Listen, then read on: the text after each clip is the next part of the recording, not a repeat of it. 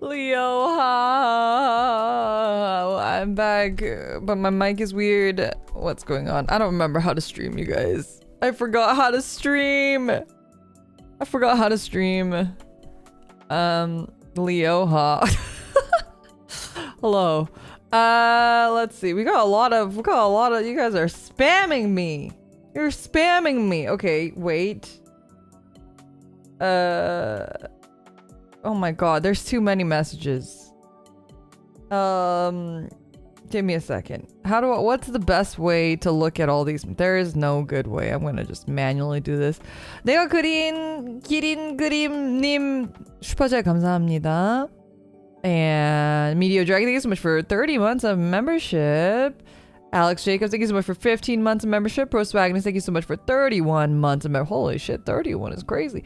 Walpurgis Nux, thank you so much for 21 months of membership. Donut Boy, thank you so much for 8 months of membership. Arif Daniel, thank you so much for 16 months of membership. Akotan, thank you so much for 31 months of membership. Starfire as well, thank you so much for 31 months of membership. Space Cats, thank you so much for becoming a member. I really appreciate it. Zelta, thank you so much for 21 months of membership. Marlon, thank you so much for 15 months of membership. Jedrickson, thank you so much for 31 months of membership. Holy shit, there's so many of these. I lost my place. There we go. Joka, thank you so much for 11 months of membership. One more month until you get your sword. Shadowbow, thank you so much for 26 months of membership. Eric, thank you so much for 30 months of membership. Banana Chicken, thank you so much for 31 months of membership. Reno, thank you so much for 31 months of membership. Leoha, hello, thank you so much for all the welcome backs. I am back. And more tired and more sick than ever. Yeah, so if you hear me coughing, which you will, like right now, I am sick. I have been sick for a very long time. I'm sorry, but I got pregnant while are you okay? 31 months members, thank you so much, Mimi. I hope the pregnancy's going well. Let me have some water. Yeah, no, I've been sick. Sir Airdude, thank you so much for 3 months of membership. Well, welcome back. Well, thank you. Good to see you all. Not the me preg. Yeah. It's been a hot second. So I had a couple business trips. I had actually 2 separate business. Why am I so like jittery? Why is my model so jittery? I don't know. I forgot how to stream. I also think it's every time I blink. It like twitches every time I blink. Wait, okay, so before I get into my trip recap, a couple things. If you do send a super chat, there is a new feature. The new feature is not, it's a little borky, it's a little weird and fudged, but it does, I don't know if it works. So if anyone wants to do a little test and send me even just like $1 super chat, that would be very much appreciated. I don't ask for money many a times, but I just want to see if it works. In theory, it should work. Hi, Gunnar. Thank you so much for the 19 months of membership. I was like not sure if I said hi to you or if I was like, wait, did I just say hi? I was confused. Super or stream elements? I think it has to be a super, but it'd be great if both could be tested, perhaps. Molly, thank you so much for the super chat. Let's see if it works. Drum roll. Oh! I think it worked, but it happened so fast. It's happening so fast. What? They'll appear and then it disappears. Yeah, why is it going straight to my boobs? What's happening? It happened so fast. Wait, how do I make it go slower? Wait, give me a second. How do I make it go slower? Maybe there's a way I can make it go slower. Give me a second. I gotta check. Is there a speed?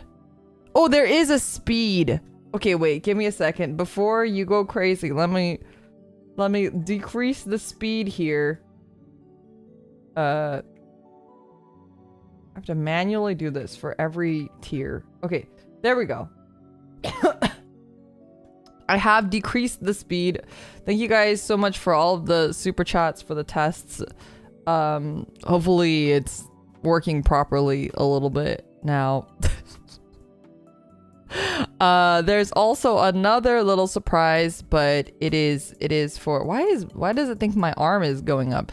It is for gifted memberships, and you have to gift quite a few of them, so it's okay. Well, that'll happen when it happens. As long as if the super chats are working, it makes me think that everything else is working too. So I think it'll be fine. Sentai King, thank you so much for 2 months. Why does it keep thinking my arm is up? My arm is not up. Well, now it is, but it wasn't earlier. But yeah, now you can throw underwear at me. Thank you for the underwear chuds. Staff was like, Lyra, we can have things thrown at you. What would you like thrown at you? And I was like, that's a good question. They were like, yeah, if people supa, what do you want thrown at you? And I was like, can I get underwear? Why is my hand going up? I was like, can I get underwear thrown at me? And they laughed. And then they did it. So you know what? What better thing to throw at me than underwear? You know what I mean? Jetra said, thank you so much for the supa, for the orange supa. So it's supposed to be color coded. I don't know if you can tell because they're getting thrown so quickly. Okay, maybe I make the speed even slower. 1 second. I did reduce the speed, but maybe I reduced the speed even more. I have to manually do the speed reduction though. Okay, I reduced it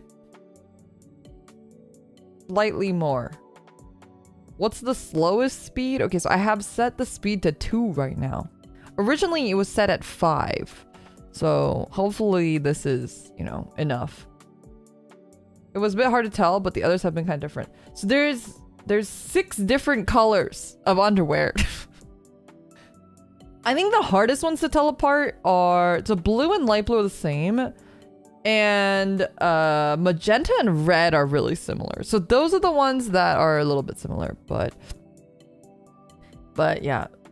I thought it was gonna be thrown 500 times. Whoa! Wait, the speed of the throw, it like elongated the panty. The panty was like long for a second. Am I crazy? It didn't change like the speed of the, did it change the, I don't know. I wasn't paying attention. I need to stop not looking at the, it was a good speed? Okay, I trust you. I wasn't looking, so if you guys said it was good, then I trust you. Yeah, I've been sick, so I went on a work trip. I went on 2 work trips. See, why am I so jittery? Do you guys see that? Is it really the blinking? What is it? Why am I jittery? I'm trying not to blink to see. I think it's the blinking. I am tweaking. What's going on? Maybe I don't know. I think it's the blinking. I don't know how to fix that. I don't know how to make it not freak out when I'm blinking. You do look like I am indeed extra caffeinated though. So that is not incorrect. Full body blinking. Yeah, this was, I don't know what the fuck is going on with my model. Anyway, I had a work trip. I had 2 work trips. And my first work trip, my boss was sick. But it was like a really, really intensive meeting trip. So we were having meetings like every day for like multiple hours a day. And I work remote. So it's like once a year. Once a year that the entire company gets together, basically. And so we were all together in person, almost essentially like for the first time. It wasn't the first time. It was, for the first time, I guess this year, but that's like in the last 6 months or so. Also, everyone, thank you so much for becoming a member. Really appreciate it. Ein and TCG, Cleric and Yammers. Thank you. And, so my boss was basically like, he like couldn't not be in the meetings. I mean, he could have not been in the meetings, but we had kind of like, we were like, this is really important. And so he was in all the meetings.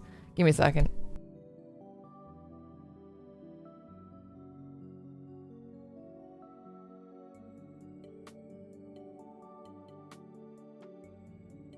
um now you can see me drinking water, and you can see me do my weird thing with my pinky that I do when I drink water. That was weird. Anyway, now I'm getting really self-conscious about how I drink water. Anyway, so then my boss he's sick, and then everybody gets sick. But it was like one by one. Everyone was dropping like flies. So it'd be like one person gets sick, and then the next person gets sick, and then the next person gets sick, and then slowly everyone was like coughing, and more people are coughing.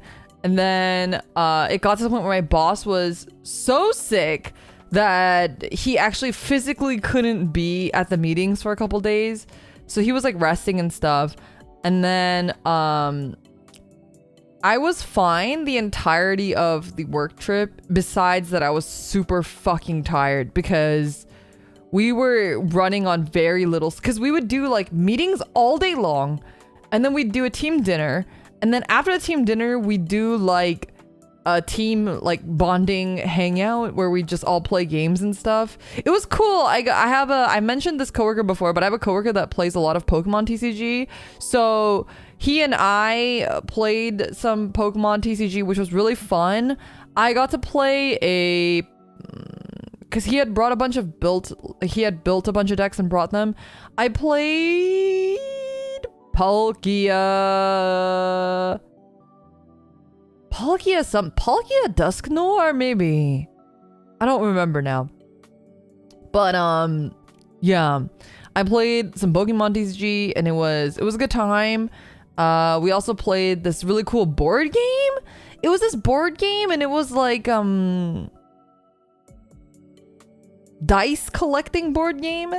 I've played another one called Quarriers, but it wasn't like Quarriers. It was like you have like dice and you have to roll them, and you get these like worker cards. It was like a space themed one. Anyway, it was really cool.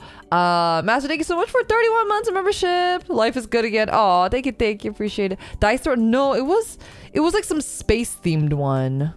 It was like a space themed one, and like, yeah, my boss destroyed us. My other boss destroyed us. My manager, I guess. Not my boss. I don't know. What a boss, manager. I don't know. English, we use such broad terms. In Korean, it's a lot more specific.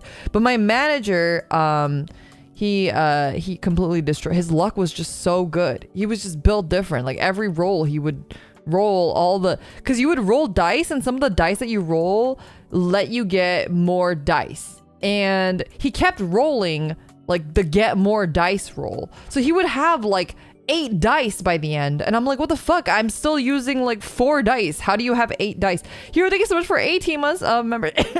Oh god, I'm dying. Micah, thank you so much also for 13 months of membership. And yeah, so anyway, between the team bonding, the team lunch and dinner, and the days full of meetings, and then at the end, I was rooming with one of my coworkers, and she and I don't have a lot of time to like chat. In fact, I don't think we've ever like roomed together and stuff, but like we spent so many hours.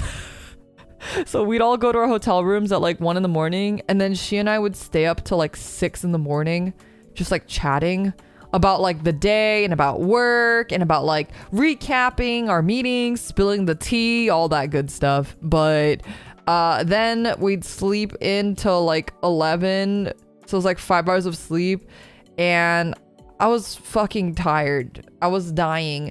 And the weather was horrible. It was super dry and horrible. And I literally thought I was dying because it was at Vegas. And I really genuinely thought I might die. But yeah. That was hard. I was really tired. I think I'm the oldest person in my company. I'm the oldest person in my company. This is a startup life, man. The first company I actually ever worked at was a startup as well, but this company was a start. Oh god, wait a second, my computer is my YouTube is crashing. 1 second. Okay, I think we're good. Kawaii Moai, thank you so much for 13 months of membership. But yeah, so what was I saying? I'm the oldest person at the company. Yep. I'm the oldest person at the company, and I was very tired. I'm like, I need a minimum of 8 hours of sleep a night or I'm not functional. In fact, I prefer like a nice 11 hours, but going off of 5 hours, like I can do 5 hours of sleep like one day, but doing that for an entire week, I was just like, I can't do that. I'm too old for this. Like everyone else can do that because they're young and spry.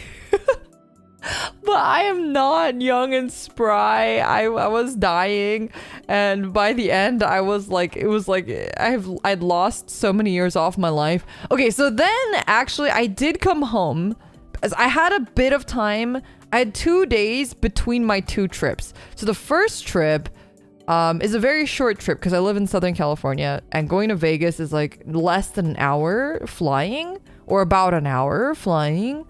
And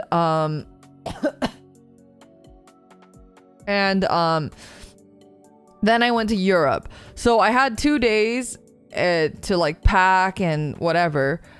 And I was fucking sick. I was so sick and dying and dead. The good thing was I packed the first day, and while I was still okay, I had foresight for whatever. So I packed, and then the next day I was so sick I couldn't get out of bed. It was really horrible. Like I had the cold and hot chills like at the same time, oscillating, and super sick. I was like, my nose was like a straight up faucet. It was like the kind where my nose was just like running like constantly, and it was just like a flow, like a stream of fluid. Anyway, then I had to take a 12-hour plane ride. I was feeling a little bit better, but I was still pretty sick, and I took a 12-hour plane ride to go to Europe. Went to the Netherlands, and I haven't been to Europe since high school. So I went to Europe in high school.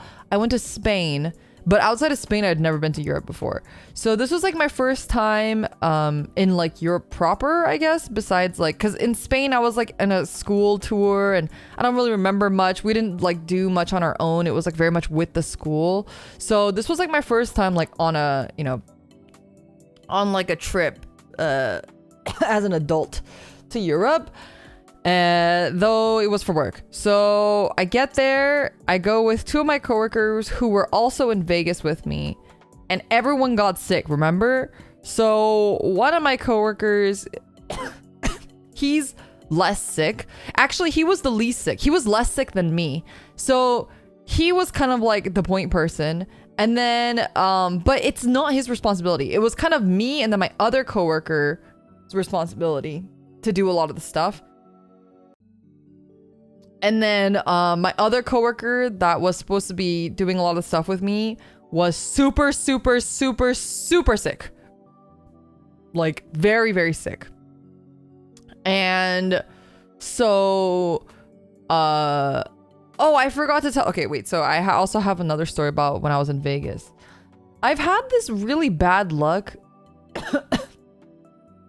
I've had this bad luck with all my work trips recently, where I've had to, for very weird reasons, I've had to move my hotel rooms every time. So when I was in Vegas, we were staying at a very nice hotel, and one day I came back to my room early, so my coworker who was staying in the room with me, she was actually going to stay out and go drinking a bit with the other coworkers, but I literally was like, I can't. Like, I'm so tired. I think I'm gonna go back to the room early and maybe take a bath, and it'll be so nice, and I'm actually gonna get some sleep ahead of time, you know? Zelda, thank you so much for the tip. My stream elements is still being fucky. Did I get a panty thrown at me or no? How do I make it so I can see more? Why is my arm freaking out? Oh, here we go. Came to EU and us EU Palkers couldn't even babysit her properly. Hope he heals very quick. Very, very happy to have you back, you silly, really young lady. Thank you, thank you. I don't know about young lady, but I'll take it.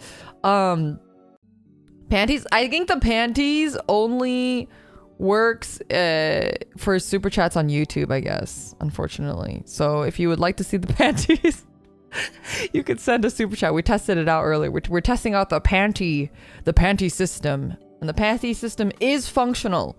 It is functional. Anyway, so yeah, I get back to the hotel room and clearly something smells like a little weird, but I don't think much of it. Panties. Thank you so much for the panties. Yeah, I see. It was so fast. It's almost like it didn't happen. Wait, let me see if I can make it so that it sends more. Thank you so much for the panties, everyone. Maybe it's the scaling. We're gonna test it.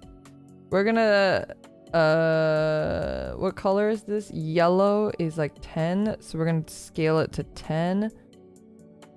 And then green, what is green? Like 20? Mita, Mita, thank you so much for the panties. Appreciate it.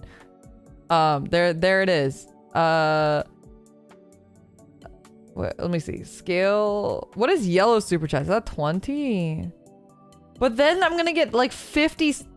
All right, maybe it's what it is. Okay, green. Wait, what? I don't know what the scaling is. Maybe this is 15 and this is 20 and then this one's 50.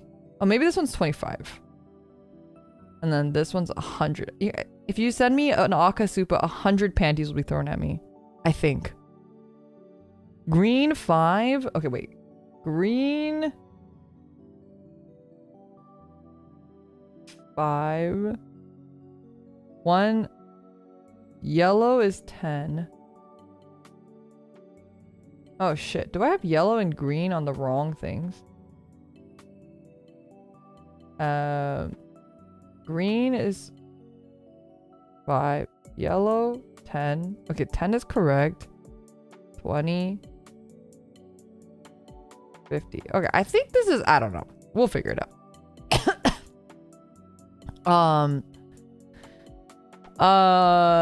Hopefully that's correct. Thank you, Mita. What was I saying? Oh yeah, so I get into my hotel room and it's like smells kind of musky. I was like, that's kind of weird. I take off my shoes because I'm Asian and I step into the room and my socks are immediately wet. She bought a tiger. Oh my god, wait, that was a huge panty. Okay, wait, I think I made a mistake. I think I changed the wrong thing. Tiger, thank you so much for the welcome back. Wait, that was just like a really big panty. Wait, that's not what I wanted to do. Oh, I changed the scale and not the... Wait, no, I don't know. Is it just gonna... Is this Akazuma just gonna be this massive panty? Size 5. Okay, wait, I don't know how to change the amount then. Umi, thank you so much for the Supa. You guys don't have to Supa me, appreciate it. Oh my god, they're too big. The panties are too big. Help. Okay, wait, I'm changing it. Fuck, that one like slapped me. Help. Thank you for the Aka Supa, Reno. Really appreciate it. Holy shit. First wagon, thank you for the Supa. Ramses, thank you so much for becoming a member. Holy, I want to see the big panties, but I don't have money for Aka panties. I don't know how to make it. I don't know how to make it correct. I will ask staff. Staff will fix it for me. I'm sorry that it's so janky. I just wanted to test it today. So it is gonna be a little bit janky. I don't know how to do any of this shit. It's just, staff gave me a little tutorial and I followed the little tutorial. I don't even know how to make it so that like it looks like I'm getting hit. It's just being thrown into fucking nowhere. Wait, okay, let me check the documentation really quick because it might be like a super easy fix. I do think it was in the documentation. I feel like it was in there.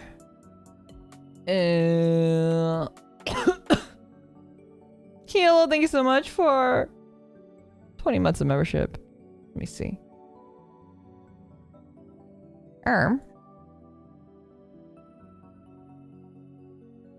1 second.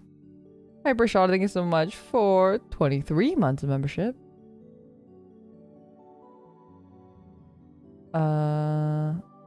They wrote more mass, more fun. Thank you. Why did that one swipe like a credit card? Master, thank you so much for Supa. Wait, let me just see.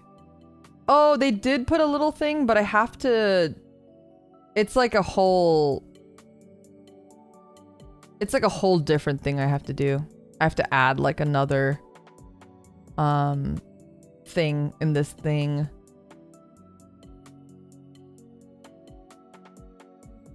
Yeah. I have to like add a whole different instance, I think.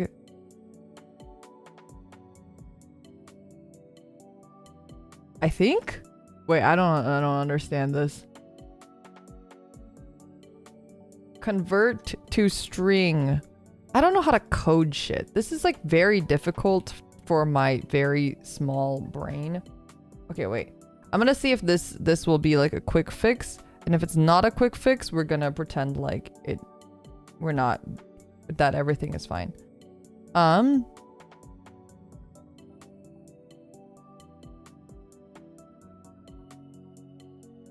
Okay, switch on string.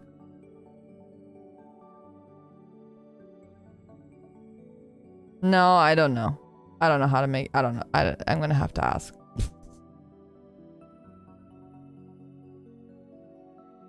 If broken, then fix. That's like so true.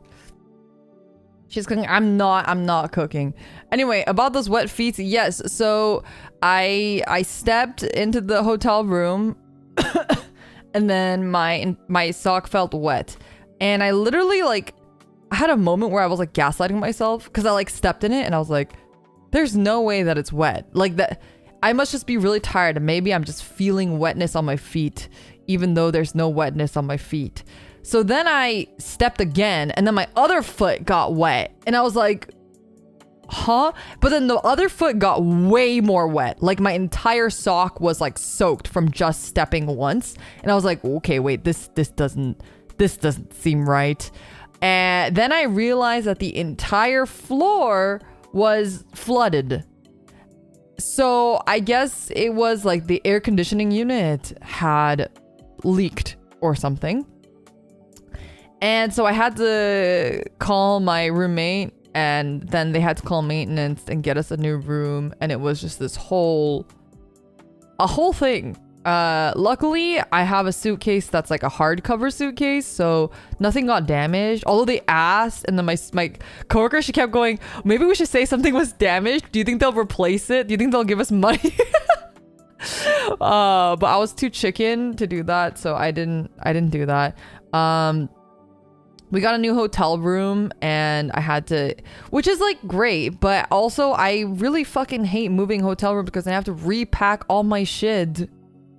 Which I did, and I repacked everything, and then we had to fucking move towers, and it was like a whole ass thing. So I mean they like upgraded our room slightly, but it wasn't like that much upgraded. It had like an air filter and like some kind of vitamin shower or something. I don't fucking know. So anyway, we moved hotel rooms, so that happened. And then when I went to Europe, I also had to move hotel rooms. So I wasn't so I went with two of my male coworkers, and then I went with another female coworker, but she's not like a direct coworker. She's more like she works for like the partner company, I guess. I don't know how to explain it, but anyway, she's like a partner person. Anyway, we were staying in the same hotel room. We get into the hotel room, and I don't know if this is like a European thing because this happened twice. We get into the hotel room, and it was a a double room. And so if you've been in a hotel before, you know that a double room means that there's 2 beds. Mass, thank you so much for the super chat. You unpack your suitcase in the hotel. You don't unpack when you get home. No, but like I don't unpack my suitcase, but I unpack stuff like, I don't know, like my toiletries or like my like laptop stuff.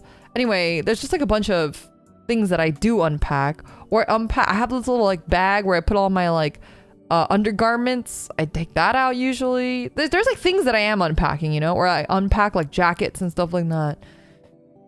Anyway, we're in Europe and I get to the hotel room and I got there first and I opened the door and it was a double, and the lady in the reception was like, a double, right? I was like, yeah. I get into the hotel room and I open the door and there are 2 beds. However, the 2 beds are touching each other like fucking Minecraft. It was like literal Minecraft beds where you put the 2 bed, you want to put your Minecraft bed next to my bed. It was literally like Minecraft. I was like, what? I was like, why would I was like, what is this? What is this Minecraft ass room? So we manually, well, I didn't have to move the room, but we did manually have to pull the beds apart. That is very European. Is that just like a European thing? I've never seen that before. Do you guys just sleep next to each other? Like, if you keep your socks on, it's not gay. You know what? You're so right. You're so right. That's so strange. No, so we separated the beds. Gay or European? It's really hard to say.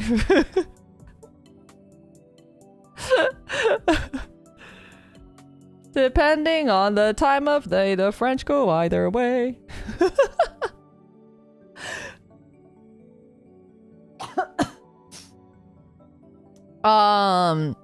Yeah, anyway, so that was interesting. I didn't know that in the Netherlands that Miffy was born in the Netherlands. I didn't know Miffy was a European thing, like Dick Bruna. I didn't know he was Dutch. Astray, thank you so much for the membership. Really appreciate it. It was really cool because like even in the airport they had a bunch of Miffy stuff. And I really liked the Netherlands. It was really cool to walk around.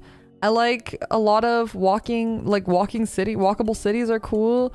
And I really liked what did I like? Thank you so much for 16 months of membership. I got gifted it. You're such a liar. The Netherlands was really nice. Amsterdam was super nice, super beautiful. The canals were amazing. And what else? I went through the red light district. So I went with my coworker. I went with my coworker, and she and I were walking through the red light district because, okay, so the thing is, my dad went backpacking to Europe when he was in college. And so my dad goes, Leora, you have to go to the red light district. Which I was like, okay, that's really random. Why? And he was like, oh, I've never been to a red light district that's like family friendly. And it's just like a really different vibe. You have to go. You have to check it out. It's really cool. My dad's telling me this, right? So I'm like, okay, you know what? Sure. We'll go check out the red light district. It seems like something I would go to anyway, right? So then I went with my female coworker. We're just walking around because my other coworker, so one of my coworkers, so that was like our one sightseeing day because I was working. Mind you, I was really sick and I was working the entire time while I was really sick. And I didn't even talk about how I OD'd on Dayquil. That was a whole thing. So on the plane ride, I didn't want to be that person on the plane that was like coughing and blowing my nose the entire plane ride. So I was taking Dayquil, and I thought Dayquil said you're supposed to take 2 capsules every 4 hours, but it's actually every 6 hours. But I didn't realize that, and I had a 12-hour plane ride. So I took the Dayquil even before I got on the plane. So I took like 7 doses of Dayquil when you're supposed to only take max 4 doses a day. because I didn't read the box. I didn't even have the box on me because I just pulled it out of the box and I was holding the pills in my hands as, you know. So then I got off the plane and I was feeling really sick. Like, really not good, but not like a cold sick, because I'd been cold sick this whole time. I was feeling like nauseous and like just really like unwell. So I was like, okay, maybe I ate something wrong, or maybe I'm like motion sick. So I'll go to the bathroom. As soon as I got off in Amsterdam, I went to the restroom in the train station, and I was like, I'm gonna force myself to throw up. So I stick my finger down my throat like a good girl, and I threw up. But the thing is, I didn't throw anything up. All I threw up was foam, which apparently is a symptom of ODing on Dayquil. So I Google, okay, what happens if you overdose on Dayquil? Because at that point I was like, okay, wait, I think I might have overdosed on Dayquil. And I was really, really, really sick. The only other medication I had brought with me was Advil, which apparently is the same type of medication as Dayquil. So I can't take the Advil. And by the time I got to the hotel, because I was with one of my other coworkers at the time, the one that was really sick. Neither of us had any medication besides Advil and Dayquil. So he was taking the Advil and Dayquils, and I couldn't take either of them because I had OD'd and I was like really not okay. And he was too sick to help me. So I had to just tough it out. And then the next day I went to the Dutch pharmacy and got some Tylenol, which is ibuprofen, which I can take on top of whatever else. And I was like, I'm not fucking touching Dayquil anymore.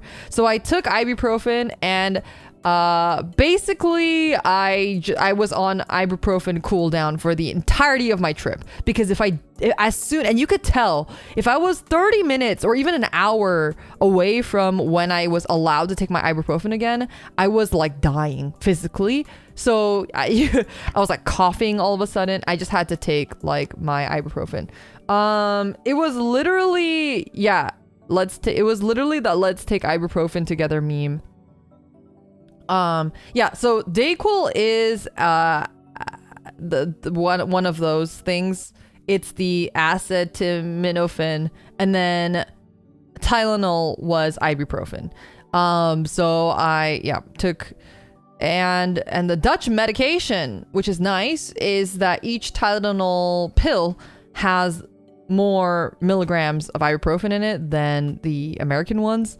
So that was kind of nice. And so that one is every 6 hours as well. Every 6 hours I took 400 milligrams of ibuprofen, and that kept me alive through my entire trip. God bless. I think it's called Etos was the pharmacy. God bless Etos. And also God bless, what was the other one? Herma, I think, was the other place that I sometimes bought stuff at. Thank you for the super. Non paboya. Excuse you. I am not pabo. I am so toktoke.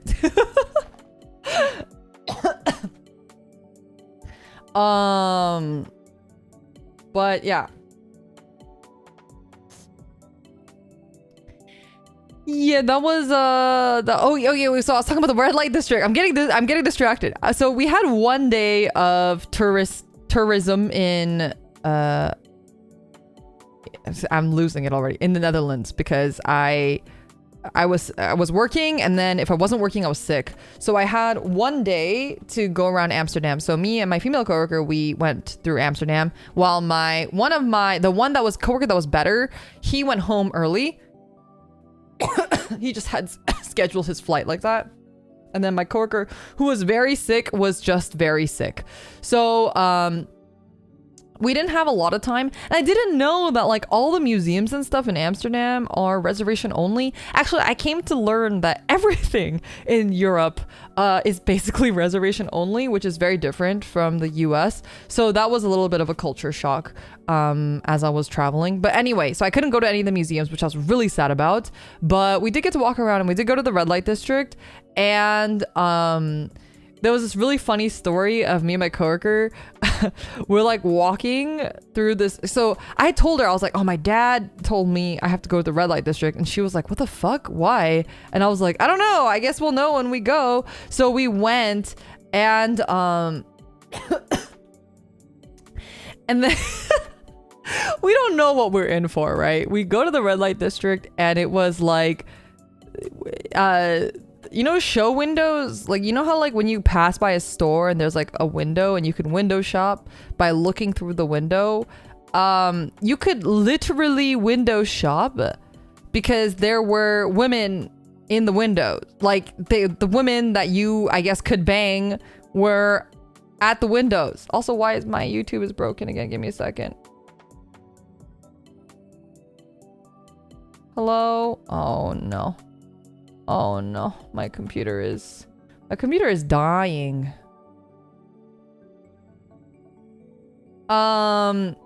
Anyway, and it was women in very, very, very little clothing, and standing in the window. And my coworker was not expecting this. So I think I've seen this somewhere. I must have seen it on YouTube or something. I didn't know it was gonna be there, but when I saw it, I recognized it instantly. Like, oh, okay, I've seen like something about this. But of course, she had no idea. So we get there, and she literally like jumped and like almost like yelled because she was so surprised because she didn't realize it was real people. And so when they moved, she like freaked out. She was like, oh my god, Lyra, I didn't know there were real people in the window. Because she thought they were like mannequins at first. And then she realized they were real people. And then she freaked out a little bit. So that was hilarious. Another interesting thing was that they had live porno shows. So I guess you like can pay money and watch other people have sex, which I thought was very weird. Because I mean, I guess it's like watching hentai at a convention, but I'm assuming, first of all, you can't jack off in these things, right? Like tickets to the cuck chair. Yeah, but the cuck chair you can probably jack off, right? It's like, what do you do? Like, you just, the line for the bathroom is just really long or something? I don't really understand. It seems like it'd be really difficult. It was a live performance. It's basically a strip club. Yeah, but if it's called a porno show and the images, I'm imagining it's like a man and a woman. No, or is it just the woman? Anyway, I mean, I guess for strip clubs too. I mean, I've been to a strip club and it was fun, but like, I guess I never really thought that deep into like strip clubs because, yeah, and that too, it's not like you can jack off. I guess it's just like, oh, cool. Yay. I don't know. Anyway, I thought that was pretty interesting. So a lot of the billboards had just straight up boobies on them, which was also interesting. It was not censored, not even a little bit. You can jack off in some of them, really? I can't imagine that that's very sanitary. Because we were talking about like bodily fluids, right? Like bodily fluids are really unsanitary, right? Anyway, I think if I had more time, I would have gone just for funsies because it seems like an interesting experience and it would have been funny to say that I went to a live porno show in the Netherlands, but I did not do that. We didn't have much time. And I don't know if my coworker, I feel like my coworker, she would have been down actually. Actually, maybe not. I don't know. She might have been uncomfortable. But yeah. That was an interesting experience. And what else? Sorry, I'm getting brain fog now. It's I'm tired. I didn't nap today. Are you guys proud of me? Yeah, yesterday I was like, I'm gonna nap for an hour, and then I woke up like 20 hours later. I'm really jet lagged. It's I woke up at like 9 a.m. today. Pacific time, and so I'm kind of tired. I'm also like so still sick, and my legs are very in pain because I walked so much.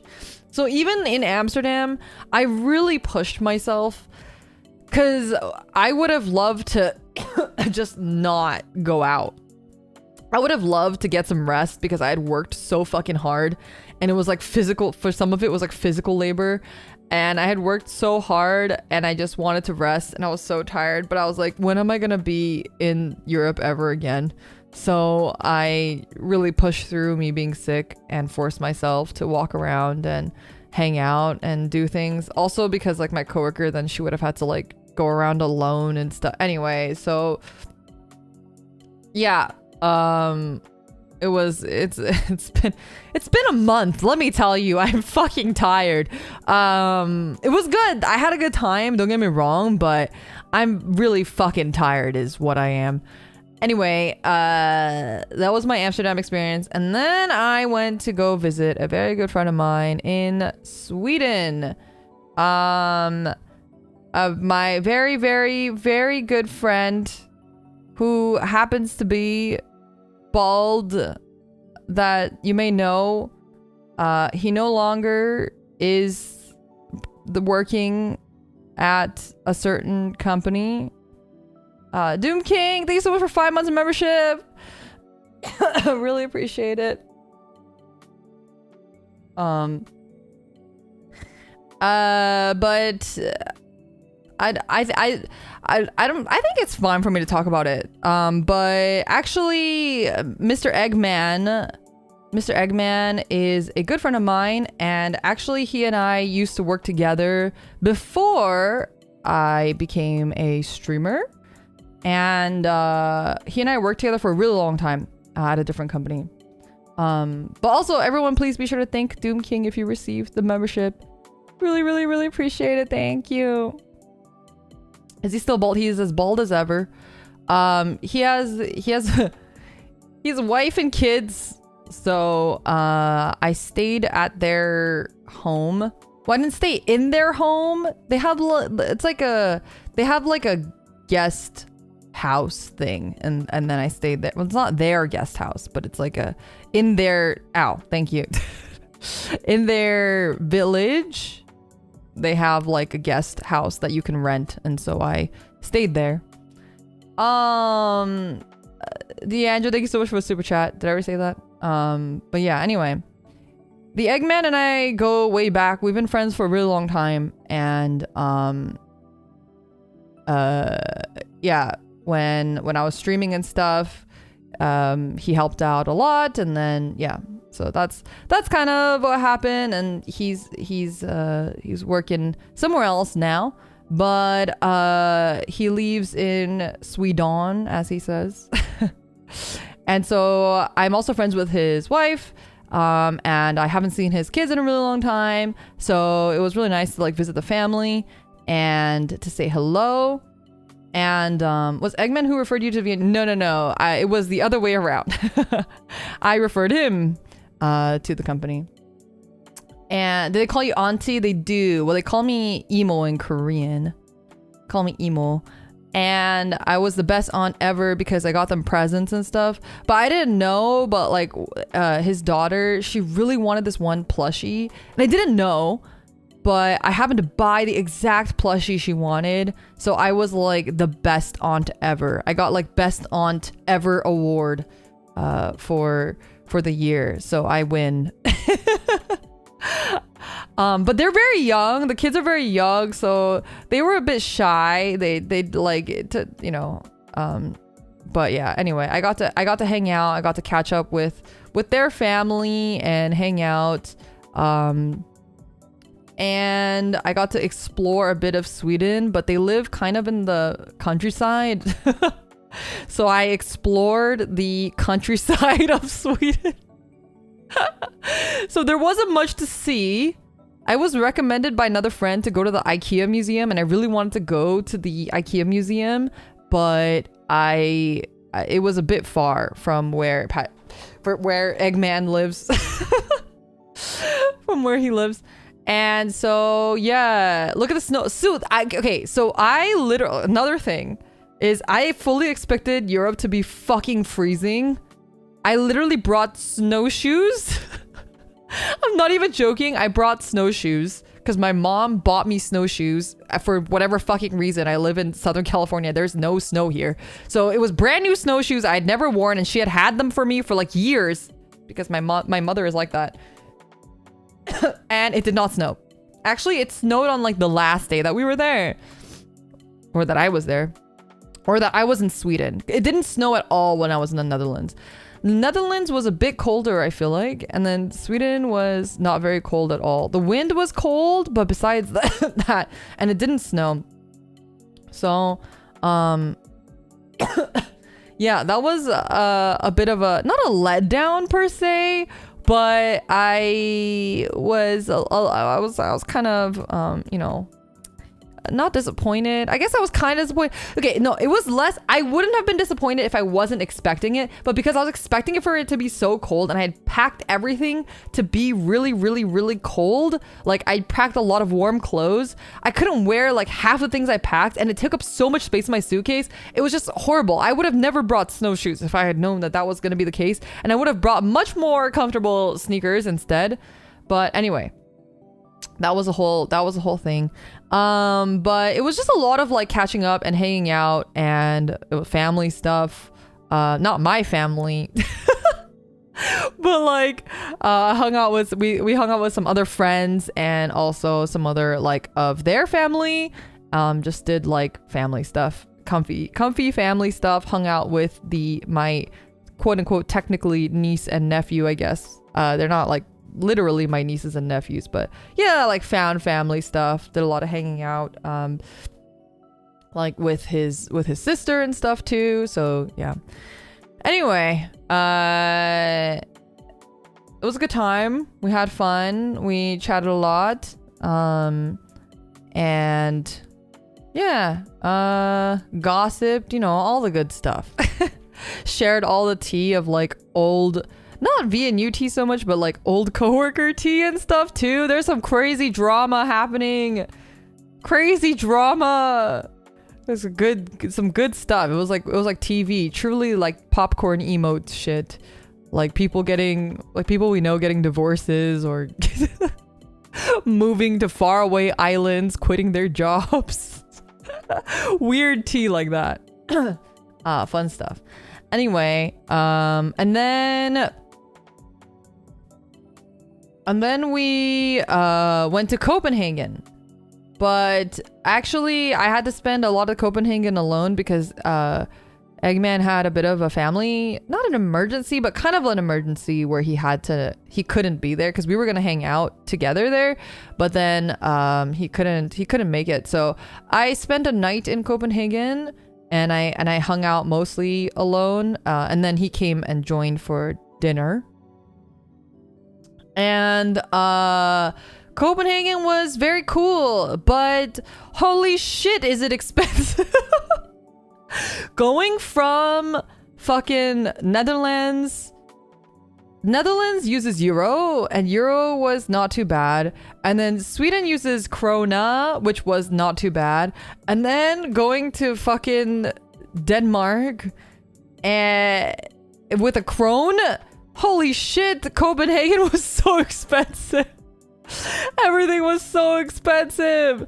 So because mostly I spent it just doing my own thing and I only had one day, I heard Copenhagen was really known for like vintage shopping, like thrift shopping, and I really like thrift shopping. So I really went out of my way to go to the vintage stores, but even the vintage stores were really expensive and they didn't have too much stuff. So that was like, yeah, Copenhagen was really expensive. Holy moly, Copenhagen was expensive. Because I'd look at something, I'd be like, oh, I went to this s'more. Oh my god, Eggman kept calling me a racist because I couldn't pronounce s'mores broad. I kept calling it a smorgasbord, and he was like, that's Swedish, you can't say that. I was like, you know, the smorgasbord, I want to eat the smorgasbord, and he was like, no. He's like, it's s'mores broad or something. I don't know. S'mores broads. Yeah, exactly. So, I went to this. Okay, wait. Let me get my European ibuprofen. Give me 1 second.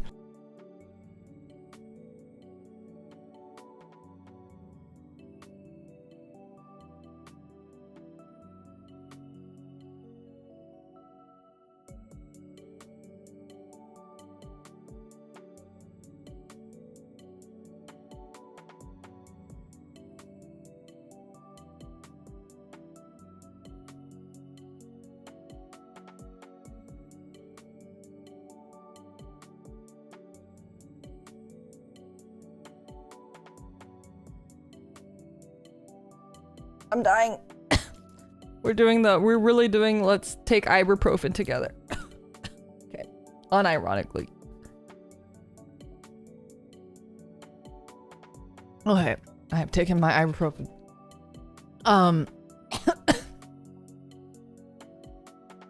Yeah, anyway, so I went to this, I was like Googling best s'mores broad restaurant, and I I got a couple recommendations. There was one, and so I went to this place, and it was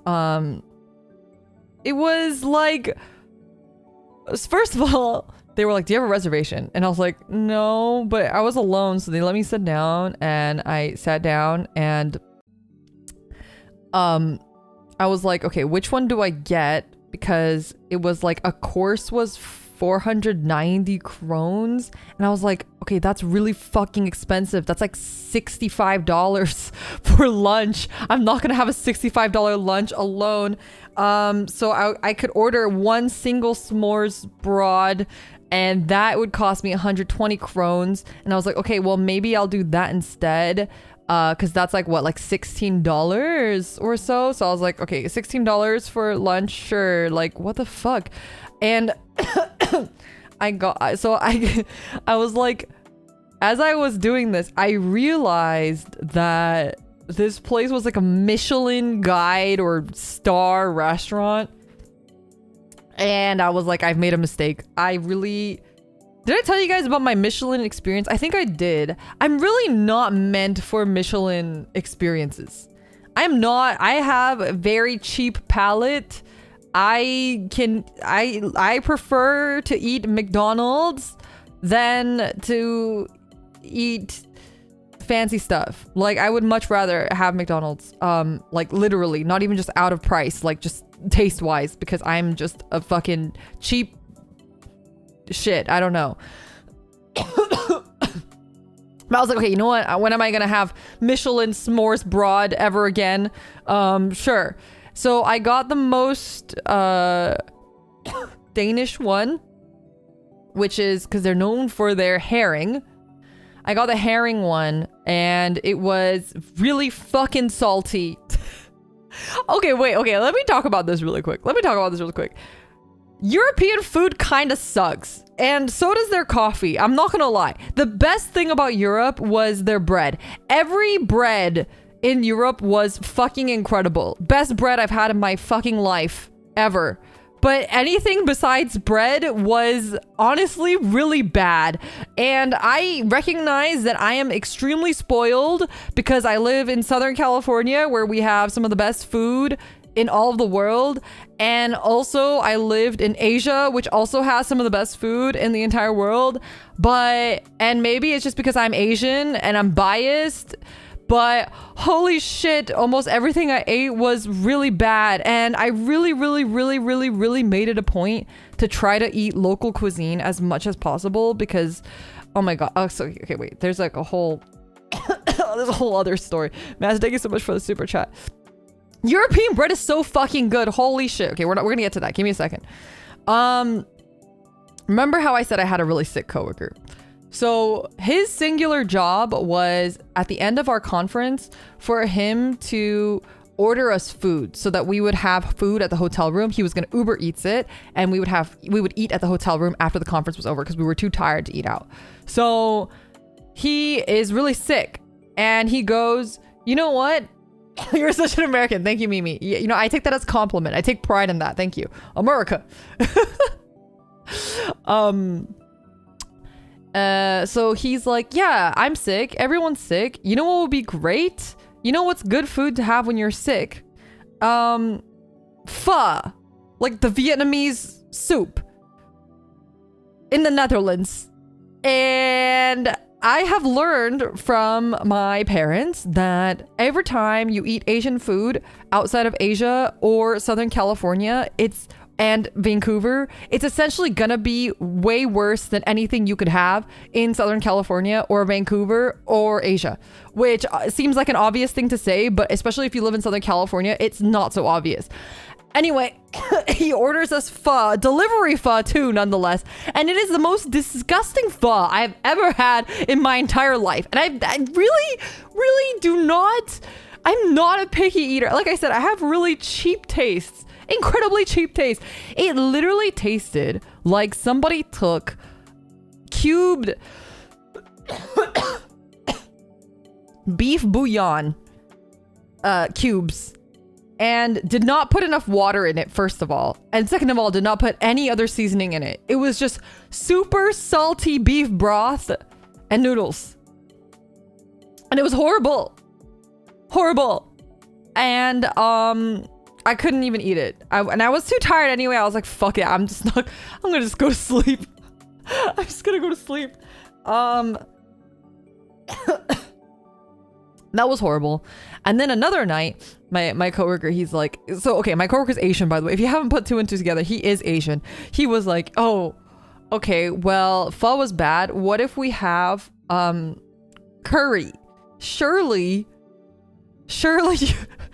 Japanese curry can't go wrong. It was horrible. That was probably the worst curry I've ever had in my entire life. And I've had microwavable curry too. And it was probably at the level of microwavable curry, but somehow worse. You know how normally when you have curry, it's like half of it is like covered in sauce? It was like the rice was soaked in the sauce. And then it had this like frozen fried katsu on. It was absolutely disgusting. Couldn't eat it. I barely ate it. It was like, I was just gonna go to sleep. That was really bad. Not even soup. It was like there was no curry outside of the rice, really. It was like slightly flavored rice.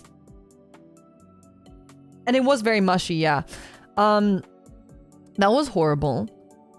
And then, so I was like, okay, for the last dinner, I'm gonna pick it, and it's gonna be like Dutch food because we gotta get Dutch food.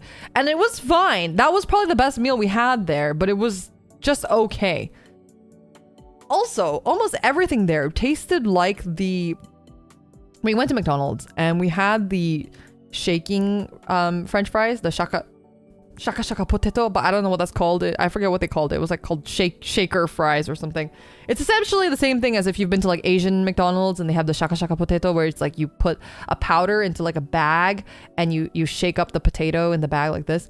And they had it and it was paprika flavored. Well, I think you could choose, but I chose the paprika flavor because I was like, I've never heard of that. Everything in Denmark tasted like the paprika seasoning at the McDonald's French fries thing. Everything. That was also very strange. We also ended up eating Indian curry, and that also just tasted like the paprika seasoning. I don't know, because paprika means different things in different countries.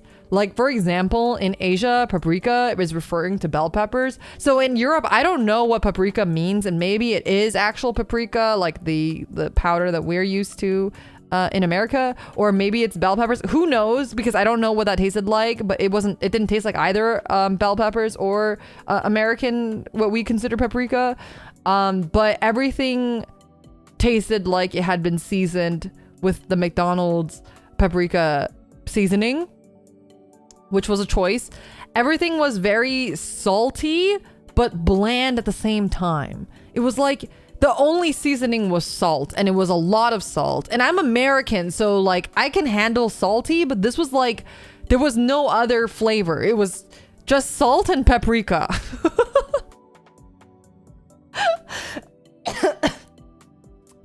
I also tried bitterballen, and I did not like it. I really gave it my best shot. I really do try whatever the local cuisine is. Bitterballen was not good. Dutch French fries, however, with the Dutch mayonnaise was incredible. Very good. And I also had the fried fish. What is that called? The fried fish? I already forgot. I'm already forgetting all of the European words that I learned. The fried fish was incredible. However, it was really, really, really salty. Keebling, yeah, Keebling, that's what it was. Keebling was really good. I really liked Keebling. However, I could only eat like 3 before I was like, okay, I need like a salad, like a whole salad. Because it was really salty and really oily. But it was really good. Very delicious. I also tried fresh stroopwafels, but I overhyped in my opinion. Overhyped in my opinion. You went and got McDonald's Asian and Indian food. I feel like there might have been a little miscommunication. No. So then I went to a local place, and that's where I got the bitterballen, and I also had a beef stew. And it was not very good. Yeah.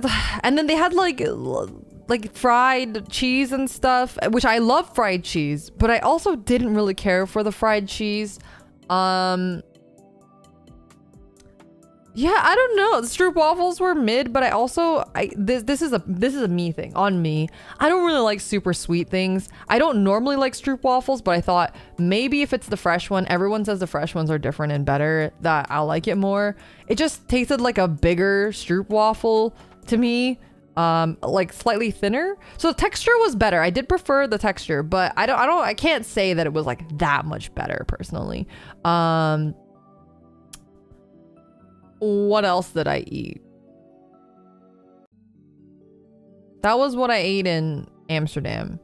I really did try to go out of my way to like eat the local stuff when I was ordering stuff and not when my coworker was ordering it. And then I went to Sweden. So in Sweden, I ate a lot of bread with, as you guys know, my favorite tubed caviar. A lot of tubed cheese and caviar at Eggman's house. I would stop by their place and it was very nice. His wife made me coffee and I got to eat lots of tubed cheese and caviar on my toast. And we ate a lot of like, his wife cooked, he cooked. We ate a lot of like home cooking there because they live in the middle of nowhere. I had pasta once that was very good. It was really good. I mean, I probably could, it was nothing super special or crazy. And also I noticed that in Europe when you get pasta, they don't give you free bread, which is such a waste because their bread is so good. I would have liked free bread because in America, usually if you go to in America, back where I'm from, if you do order pasta, usually they do give you free bread. So I was hoping for free bread, but no free bread in Europe. Maybe that was a very American thing for me to expect. And and then in Sweden I did have Swedish meatballs, very good, and I had Swedish fish soup, which was also very good, and I had Swedish waffles, which were very, very good. The waffles were great, amazing. I really liked the waffles a lot.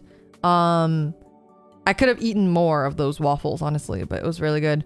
It reminded me a lot of, in Korea, they have these like waffle street food stands, and it's pretty similar. So that was pretty good.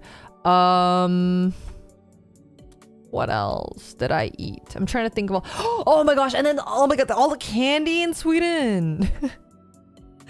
All the candy in Sweden. The land of candy. I was so surprised because I asked Eggman, I was like, okay, like the one thing that I want is to go to one of those candy stores like Sweet Factory in America where I can scoop my own candy, and I want to do that. And he was like, Oh, those are everywhere. Ultra Fox, thank you so much for 26 months of membership. I really appreciate it. And he was not kidding. Like literally in Sweden, every supermarket has a candy section. Every 7-Eleven had a candy section. And then they had these separate candy stores that had the candy section. It was insane. Like it was everywhere. So I bought a bunch of, like, in America, the popular Swedish candy is Bubs. So I got a bunch of Bubs. Well, the first day I got a bunch of everything. Not everything because that would have been way too much, but I got a bunch of this and that. And I really don't like the ones that stick to your teeth. They do have Swedish fish. They're not called Swedish fish, but they do have Swedish fish. It's a real thing. Swedish fish really are Swedish. And it does taste like Swedish fish. But they have like different colors. They don't just have the red one. And I got a bunch of different ones. And is it just fish there? I actually don't know what it's called because everything was in Swedish and I can't read Swedish. My sister, her dream, she loves those like TikTok influencer trends, and the Bubs and stuff were super hot on influencer stuff. So she was telling me how it was like her dream to eat those. So I did this little series for her where I like actually recorded myself like a TikTok influencer, and I would review candies for her, which in hindsight I should have done them a little bit better, and then I could have shared it with you guys too, but it is unshareable because it is very personal to my sister. It's very incredibly personal to my sister, unfortunately, and it's very informal. It's a lot of me like eating it and just smacking it like, yeah, this one's pretty good. I'd give it a 4 out of 5. And I think the texture wise, I will say the Bubs are number one. They're the best ones because they have that sort of marshmallowy texture where it's like marshmallowy but still gummy, so it has chew without it sticking to your teeth, because most of the Swedish candy, like Swedish fish, stick to your teeth, and I fucking hate that. I hate that it sticks to your teeth. It's the worst. I don't want anything to stick to my teeth. The Bubs do not stick to your teeth. However, Bubs flavors kind of suck. So there were 3 flavors that I could find. One is the traditional pink one, and everything pink in Sweden tastes like a berry but slightly medicinal, like Pepto-Bismol. Like, I'm not joking. I'm not making that shit up. It has that weird sort of Pepto-Bismol quality to it.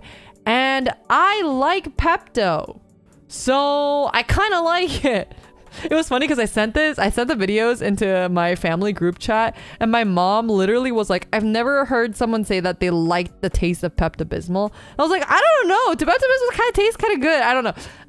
But anyway, my mom laughed at me for that. But it does kind of taste like Pepto-Bismol, and I kind of like it. So your mileage may vary. You might like it, you might not like it, depending on if you sort of like that sort of medicinal taste or not. Like, I even had the Crush soda upon Eggman's recommendation. It was like the pink flavor, and he was like, yeah, it's like a lot less artificial tasting than a lot of the other sodas. I don't agree with that. I think it tasted extremely artificial, but it tastes like the Swedish artificial of like sort of medicinal. Like it's like fake berry but Pepto-Bismol-y, but in a soda. It was very strange. I did not like that. But anyway, so there was the medicinal one, the Bubs, the pink one. Then there was a banana Bubs, which I like banana flavored hard candy, but I don't really like banana flavored. No, man, I don't know how. I said this in the video too that I sent to my sister, but the marshmallowy ones have a very particular taste and texture to it that almost feels like warm in your mouth. And I know that sounds weird, but it's like it has a a feeling of like it's almost warm. I don't know how to explain it, but that's how it feels. Like it kind of feels like it's expanding in your mouth a little bit. Okay, now this is getting a little weird if you take it out of context. I'm talking about gummies here, but like hot tamales. No. It's like almost like a cotton feeling taste in your mouth.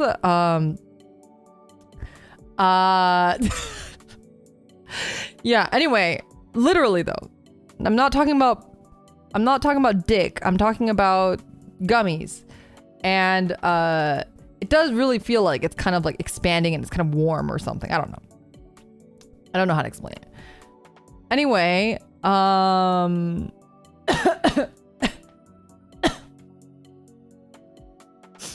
I don't like that mixed with the banana. I think the taste of that and the banana together was what it kind of was just off kilter for me a little bit.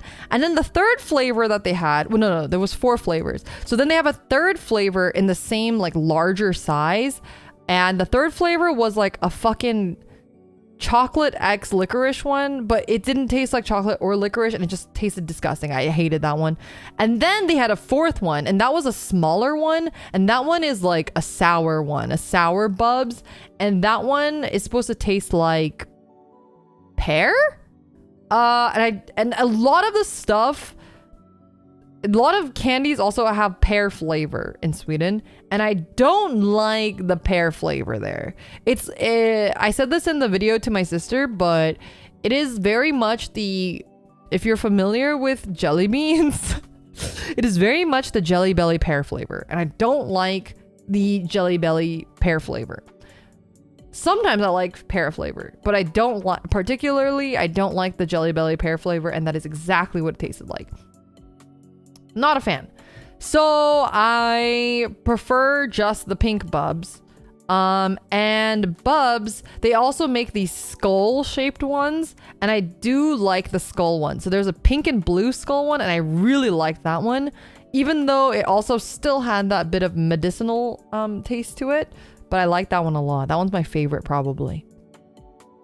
Yeah, that's my candy review. I also obviously had licorice, and it was just as bad as I remember it. The salt feels like you're getting punched in the face with salt, but it is, you know, an experience that you must have when you are in Northern Europe, I suppose. And yeah, so that was Sweden. Sweden had probably the best food. And then Copenhagen. Copenhagen for dinner. Eggman and I went to this like food court. We went to the Tivoli food court. Tivoli itself was closed, but they had a food court thing, and we got French food. I had beef tartare, and it was very good. But I also just really like beef tartare. I love raw beef. What can I say? So I was really happy to have raw beef, and the French fries that it came with were also excellent. I also didn't drink the entire time I was in Europe, which is fucking horrible. A disgrace, because I love drinking, as you know, and I could not drink because I was on ibuprofen cooldown. Otherwise, I would be no fun. But that night, I was like, this is like basically my last night to hang out with Eggman and also to be in Europe. And I'm feeling a little bit better. So we did drink a little bit. We had some beer, and then we went to this bar that was really cool. And I had like some random cocktail. It was like there's pink special cocktail or something. You went to the drinking capitals of Europe. I know. And one of I forget which one, I think it was Copenhagen, had a lounge too. It was like the Carlsberg lounge. So it had all the Carlsberg beers, which was so cool. But I couldn't drink any of them because I was on ibuprofen cooldown the entire time. But it is what it is. I'm just glad I survived and I could even walk around as much as I did.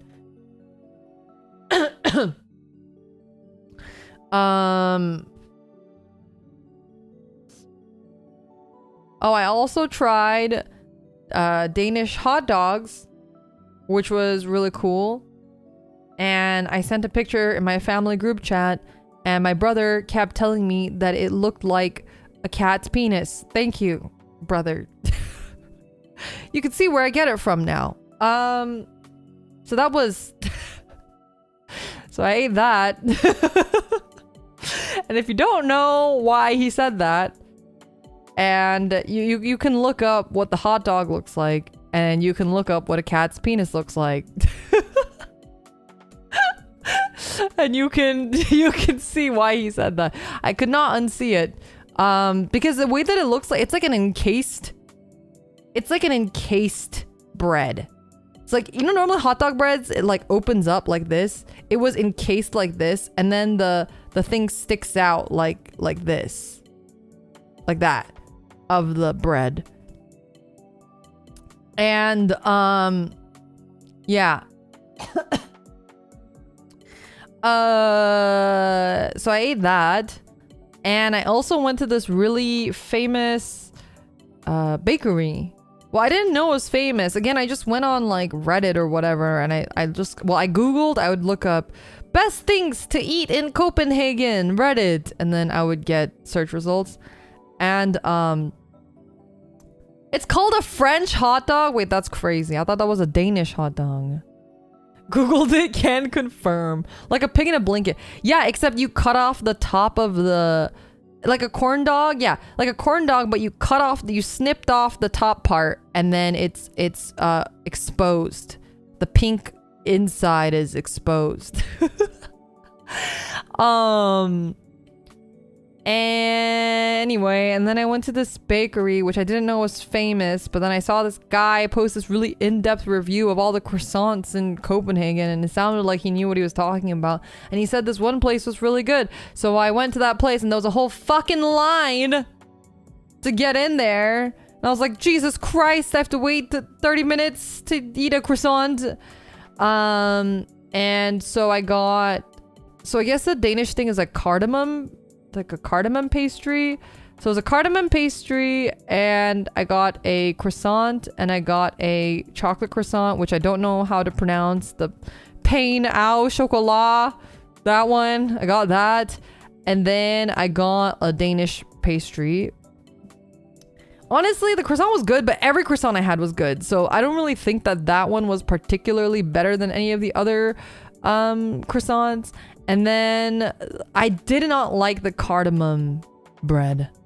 It tasted also like medicine. It kind of has a licoricey taste to it, or a floral taste to it. I don't know. I'm not good at flavors. But I guess I don't like cardamom. I didn't know what cardamom was, and I had it, and I didn't like it. It tasted like flowers on my bread, and I'm not a fan of that. Again, cheap taste. Remember, chat. Remember, I don't have a refined palate. I like cheap shit. I like croissants. Yeah, so that was okay. I didn't finish it. And then the Danish was very good. I was surprised at how good Danishes were in the land of the Danish, you know? The cream, it had like a cream on it. It was super, super good. And the pastry part was like a croissant. And like I said, all the croissants were incredible. So that was really good. Oh, I do have a funny story at the Michelin restaurant. So at the Michelin restaurant, I needed to go to the restroom. And up until then, every time I had seen the restroom, so I knew where the restroom was.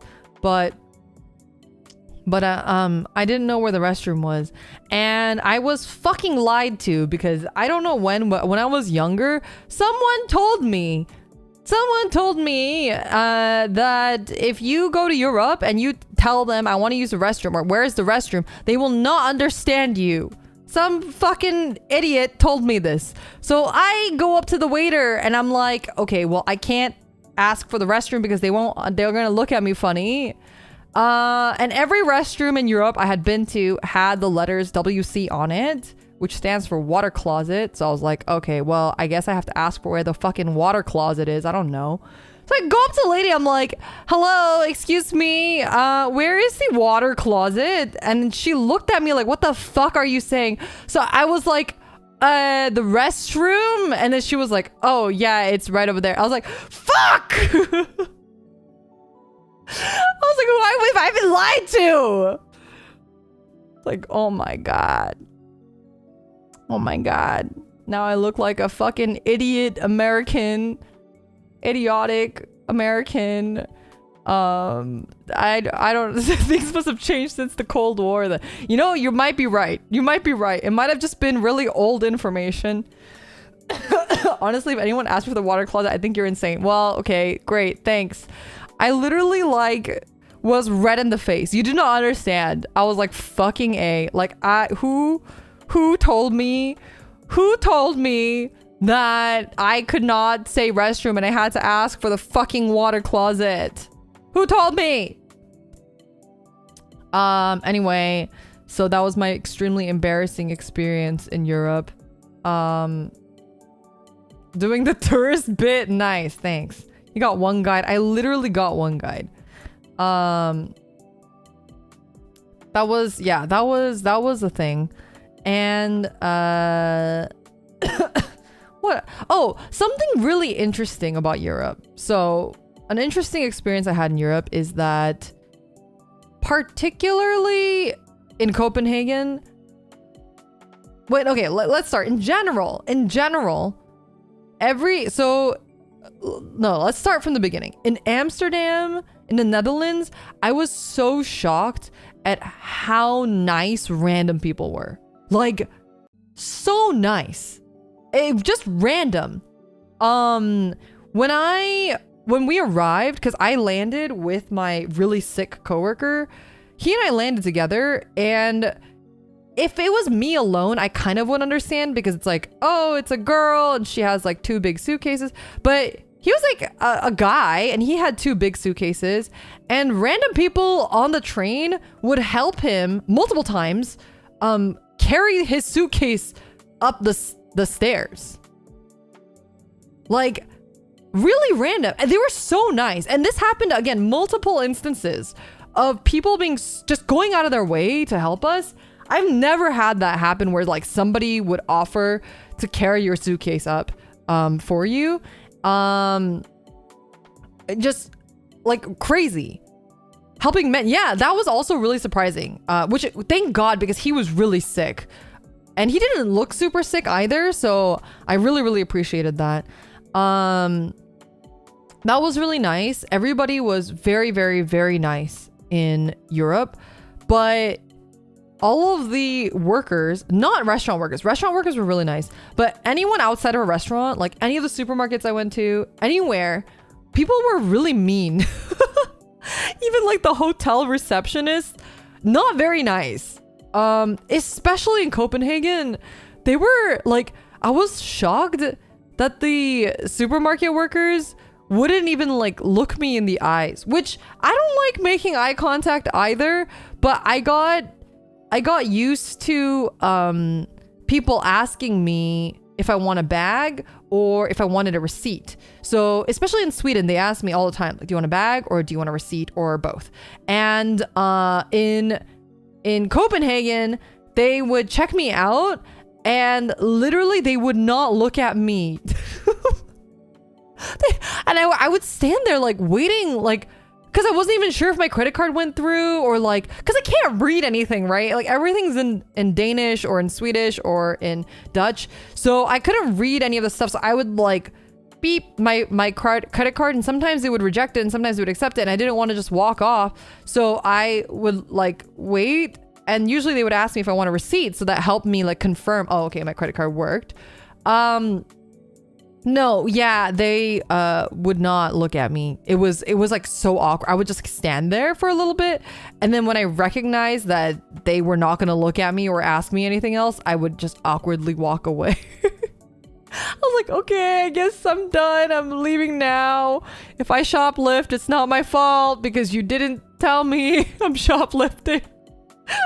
So, yeah, that was really awkward. They were not nice, and if I ever had like questions and stuff, they were not super nice, and it was yeah, very, very difficult, because I had often been trying to like buy like gifts and stuff, and my favorite thing to do whenever I go to a foreign country to buy gifts is I like to go to the supermarkets and buy stuff at the supermarkets that I think are really local. I also like to buy my cats treats from the local places, so that's a really really random thing I like to purchase as gifts. But yeah.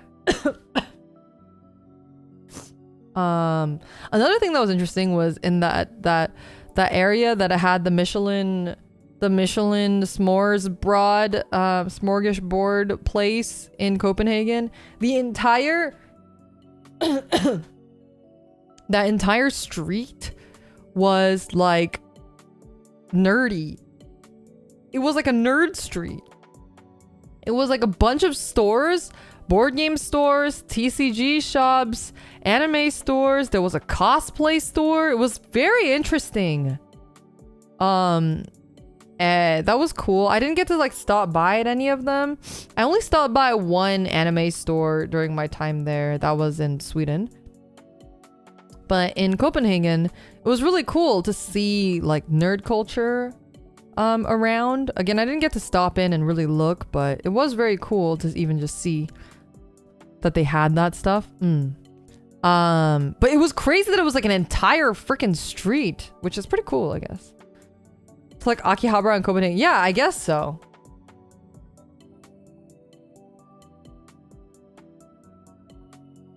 Oh my god, I'm dying.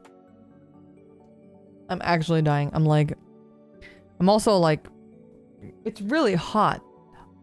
It's very hot. I quite like the temperature there. I think, and I've never been like this in my entire life, but I do think that in my age, now that, you know, I'm hitting menopause or whatever the fuck, I run really hot. Like my body's just like very, very, very hot all the time. It was very nice being in Europe and everything being cold. Oh dang, menopause. No, I'm not going through menopause. I hope I'm not going through menopause. Fuck. Not the hot flashes. Yeah, but like, I don't know. Like my hands are like really hot right now. But also, you guys know my apartment is just really hot. So yeah.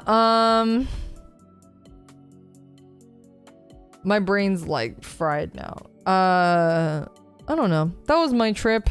I don't think there was anything else particular. I'm gonna have water though.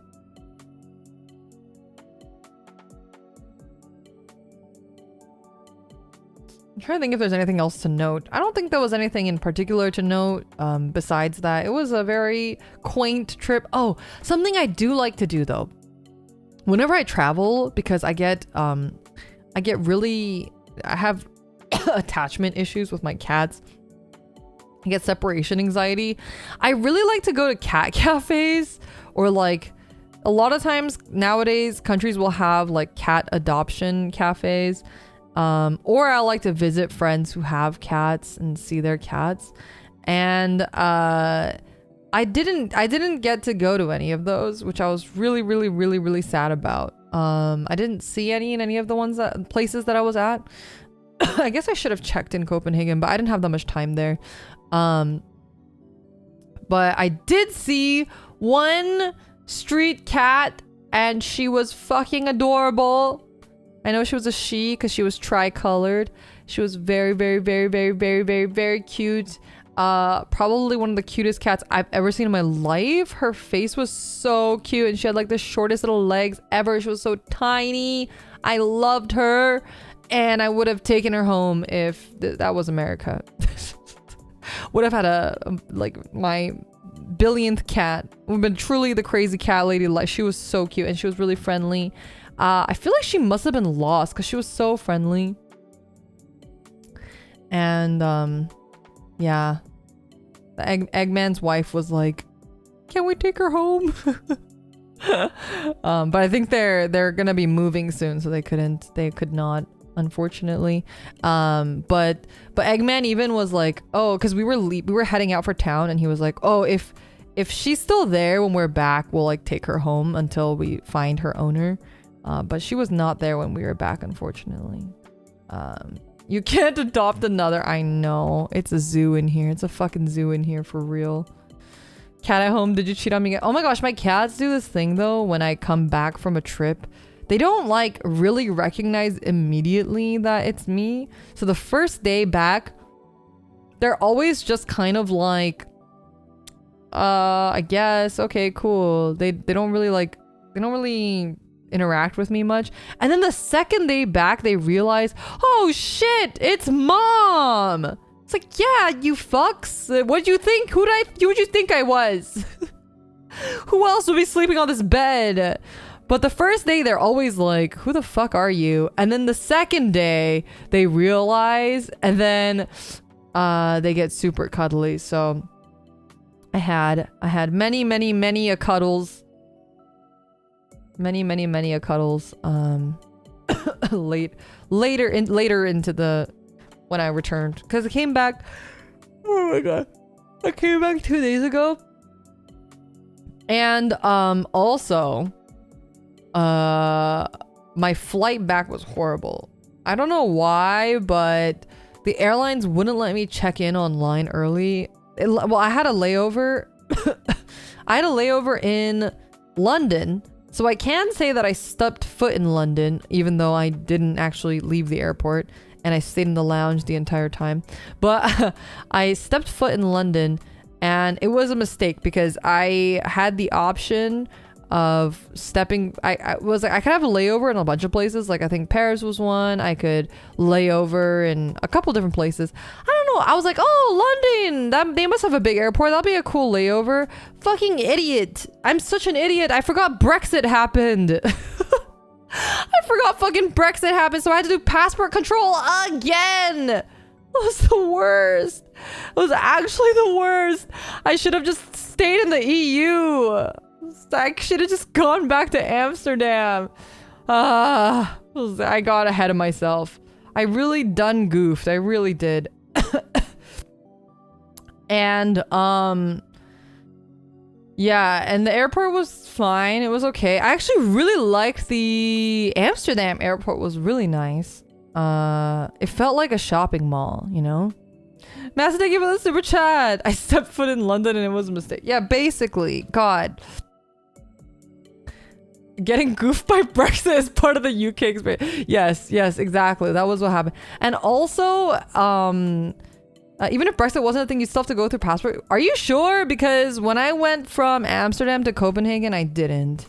And at the airport, it was like a separate section for EU versus non-EU flights. And I had to go through passport control for the for EU stuff. I see. Well, I mean, I should have just not... What I meant to say is I should have not booked to go to the UK at all.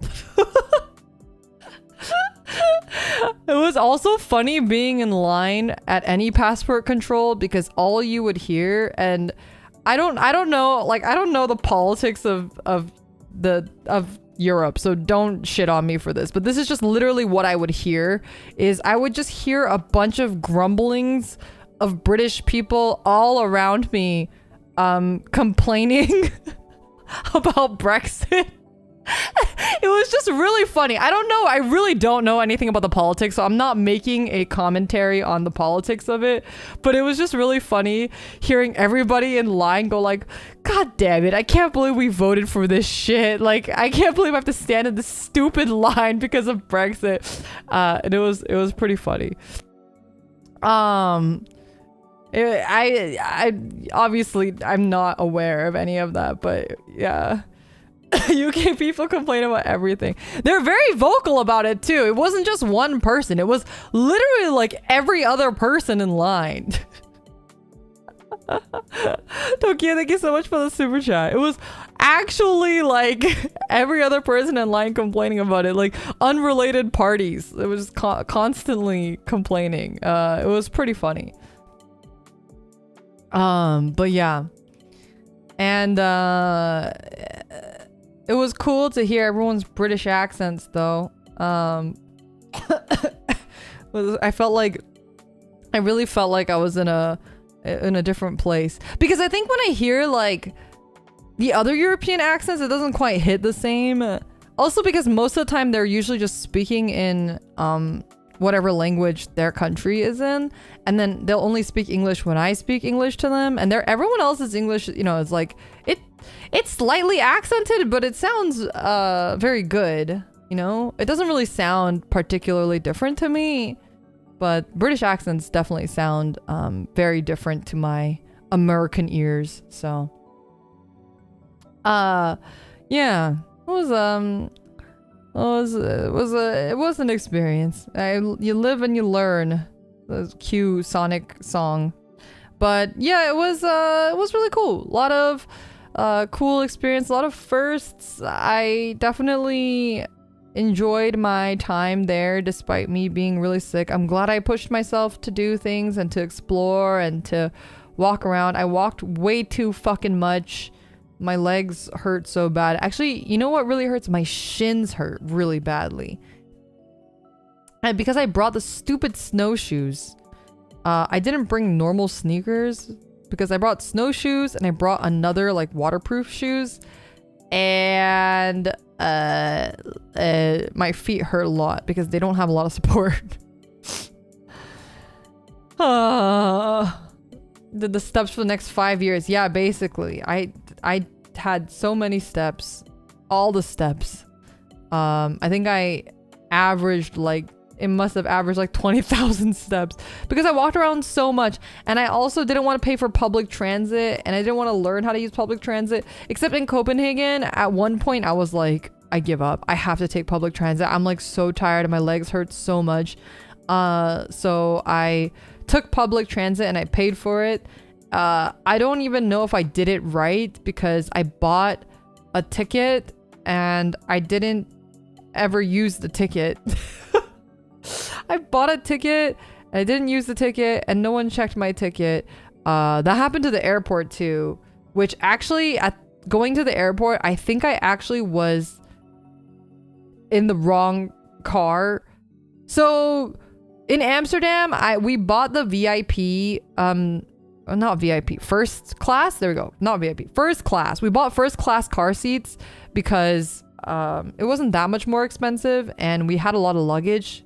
And it was a good thing we did because otherwise we would not have been able to sit down.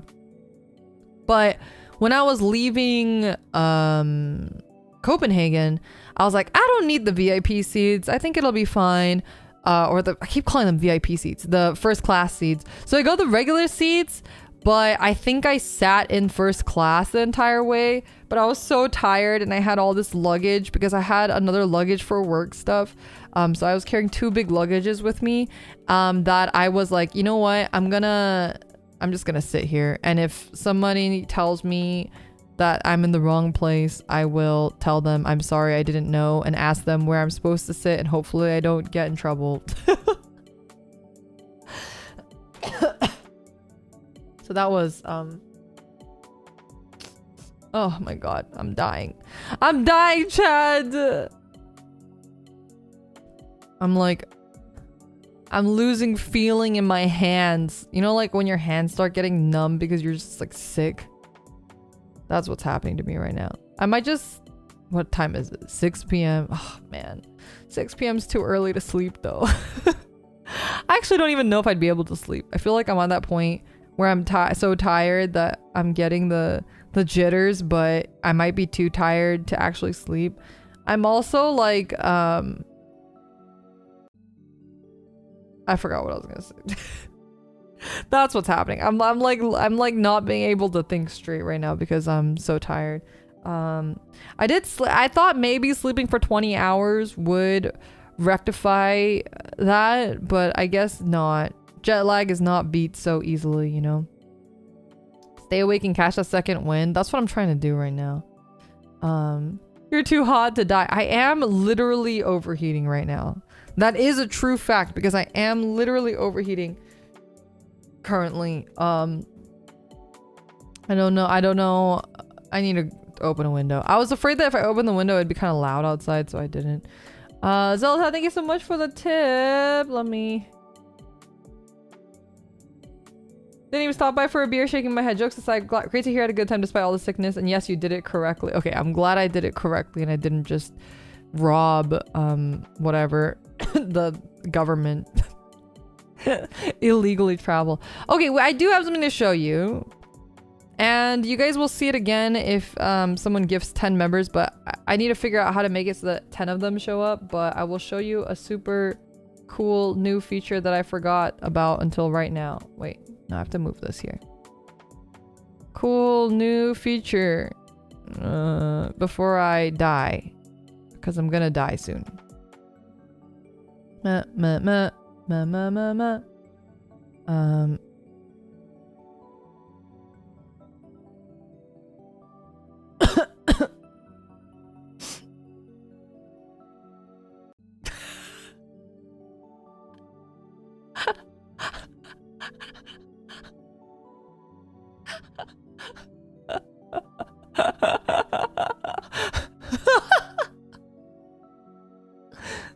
Look at his wiggly ears! His ears are so wiggly!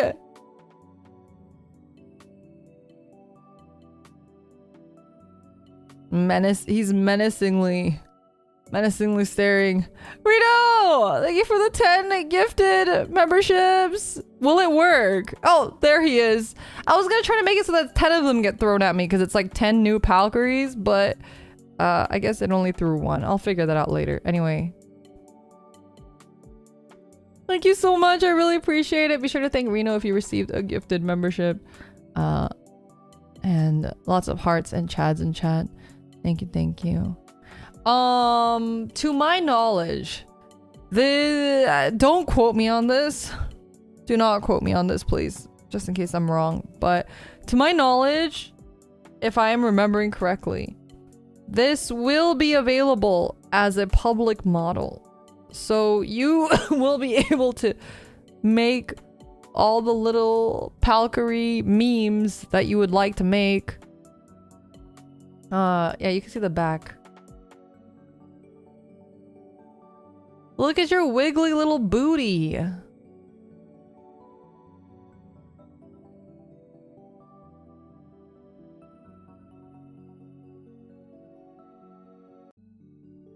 Look at you guys. So cute. So majestic. Your little tail. Your wiggly little tail. No thought behind those eyes. So true. We're driving Illyria. This is real Ratatouille. This is the real Ratatouille. I'm not streaming. You're streaming. Do you know what the file format the model will be in? I do not know. I want to say a VRM model. That would be my guess, but I don't know. And don't quote me on it. I'm fairly certain they said that they were gonna do that, but maybe I'm making shit up. I don't know. Look at his little ears. They're so wiggly. Isn't it so cute? I don't know if his mouth and stuff will be openable. Like if he will actually be able to talk. But for now, it's very cute. King Crab, thank you so much for 20 months of membership. Welcome back. Thank you. He's literally just a guy. He has jiggle physics.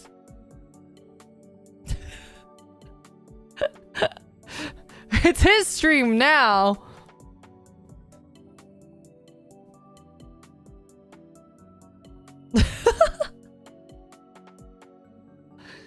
He's taken over. It's so cute. Anyway, I'm really happy with the Palcary model. I don't know how to scale it though. I don't know how to make him smaller. I'll figure that out some other time. And then we'll have him just hang out when we stream or something. Who's the artist for the original Palcary or for the 3D model? The 3D model, I believe, is done in-house. But the artist is Panjamu Sensei, who we've, you know, you've seen them in chat. They're your mama. The modeler, I believe, yeah, I believe it's in-house. We have a chance to appear on VN Universe. Yeah, maybe you guys will make a cameo someday. Can we get it on the VNU site? I don't know when they're going to be posting it. I don't know where they're going to be posting it. Or if they're even actually going to be posting it. Or if I just made that up. I may have just made that up. But I'm fairly certain they will allow you to have the model. Fairly certain. But I'm not positive. Time to have 2 Palcaries playing Vanguard and Tabletop. Oh, that would be so cute. Wait, can you import characters into Tabletop Sim? Leora gaslighting us. Leora gaslighting herself, okay? Me just gaslighting myself.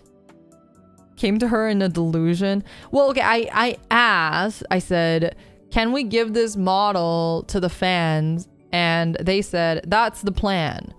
But first of all, this was said in Korean, so maybe I misunderstood or misinterpreted the Korean.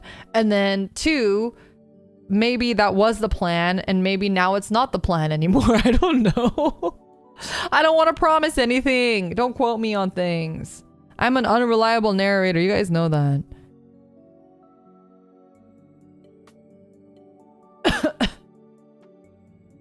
Korean, that isn't the plan. Yeah, it's possible. It's absolutely possible that's exactly what they said.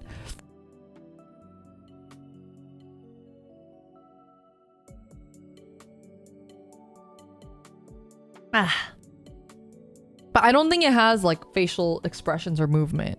So you're just gonna have to be this wide and no blinking. It's just wide-eyed, 1,000-mile stare with just some wiggly ears and a wiggly tail and wings.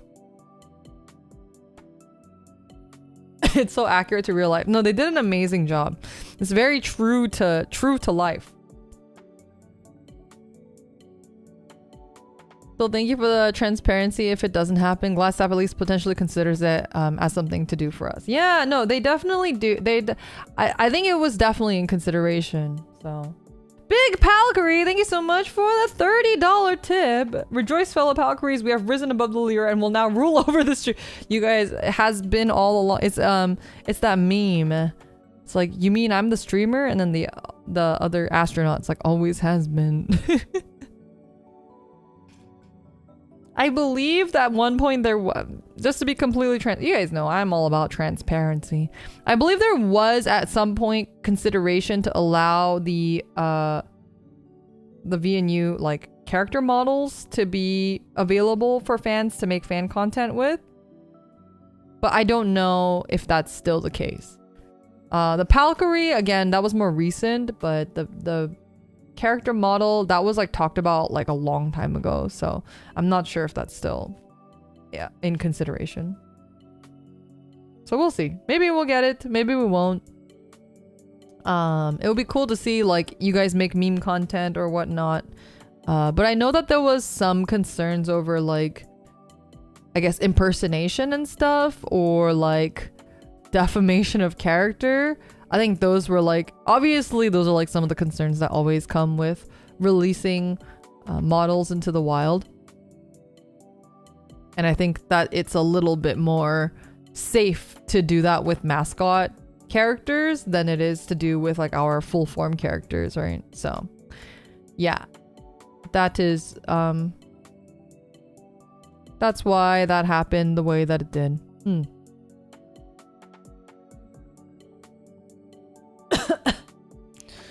Yeah.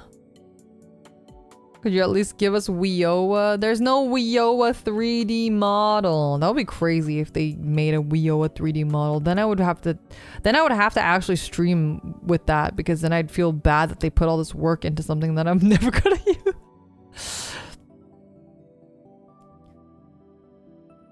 Defamation of character. So family friendly Leora. Yes, exactly. You mean I'm always family friendly. So Leora as is. I don't know. Speaking of family friendly, I don't know what I'm gonna be playing for the next for the next weeks. I think for the rest of this week, I probably won't have a schedule. It'll be guerrilla until my jet lag is completely recovered, and then I'll get back to like schedule stuff starting next week. Have you been craving any games? I've been wanting to just play more TCGs. I really miss playing TCGs. Monster Hunter Wild beta? Wait, is that back? Is the beta back? Any games catch? Oh! I was able to procure from a friend. It's back tomorrow? Oh, hell yeah. I was able to procure from a friend a Gundam beta box. Gundam TCG beta box. But that friend does not know that I stream. So I actually might need to ask if I can, cause yeah. It's a weird, cause that friend is affiliated with Bandai. So I need to actually ask him if I can stream it, but he doesn't know I'm a YouTuber, so, or a VTuber. So I need to get clearance with him first, that I can stream it. You're a Bandai spot? No, he's not. It's complicated, but yeah. Better safe than sorry. Yeah. So I'm gonna see if I can get clearance to open it on stream because I don't want him to get in trouble. But I'm assuming it'll be okay. I'm assuming it'll be okay. And if I do, I will definitely unbox it on stream, which will be really, really cool. I'm very excited to unbox it. He also taught me how to play. So I generally know how to play. It seems like Digimon is very similar to Digimon in certain ways. Because it has like the security checks and then it has like the inherited like additional Digi-evolution type effects with pilots and stuff.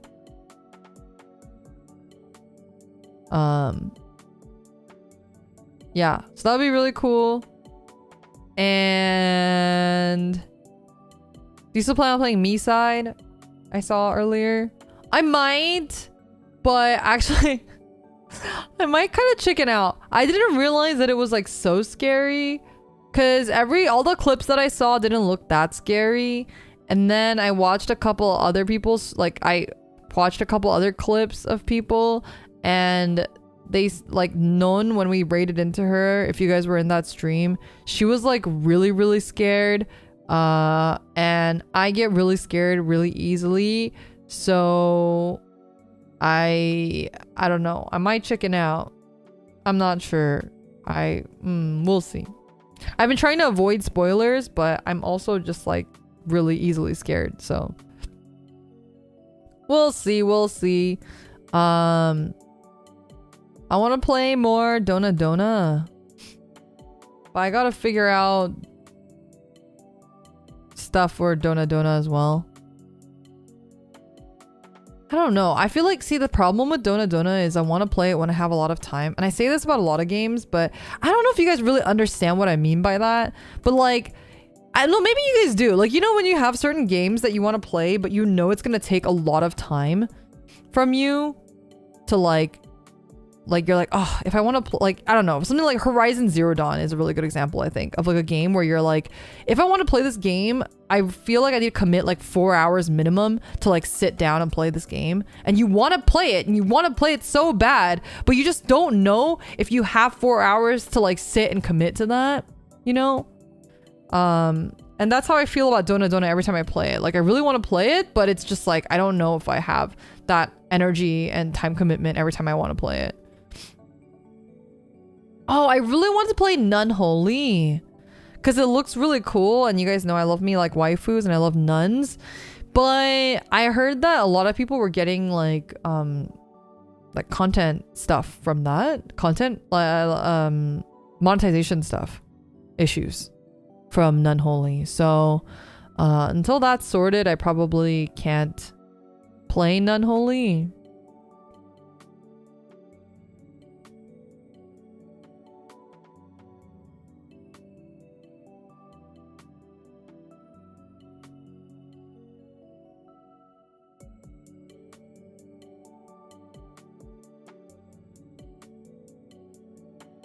Are you gonna play Dear Days 2? I want to play Dear Days 2, but I don't know. I really barely played Dear Days 1. Renona! Wait, let me mod you.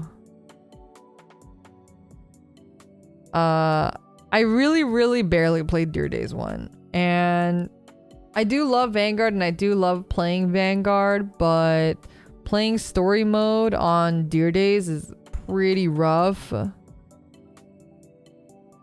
I don't know. Maybe I will buy Dear Days 2 and just play it. Yeah, $70 for the game is... For me, not knowing that I'm not going to play it too much.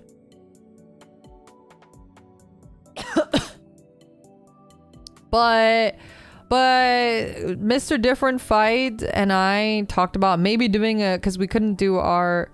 He couldn't do his coaching collab with me. And he felt super bad about it because he was not feeling well.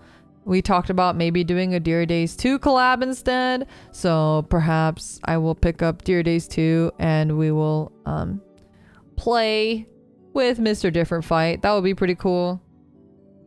But I don't know. We'll see.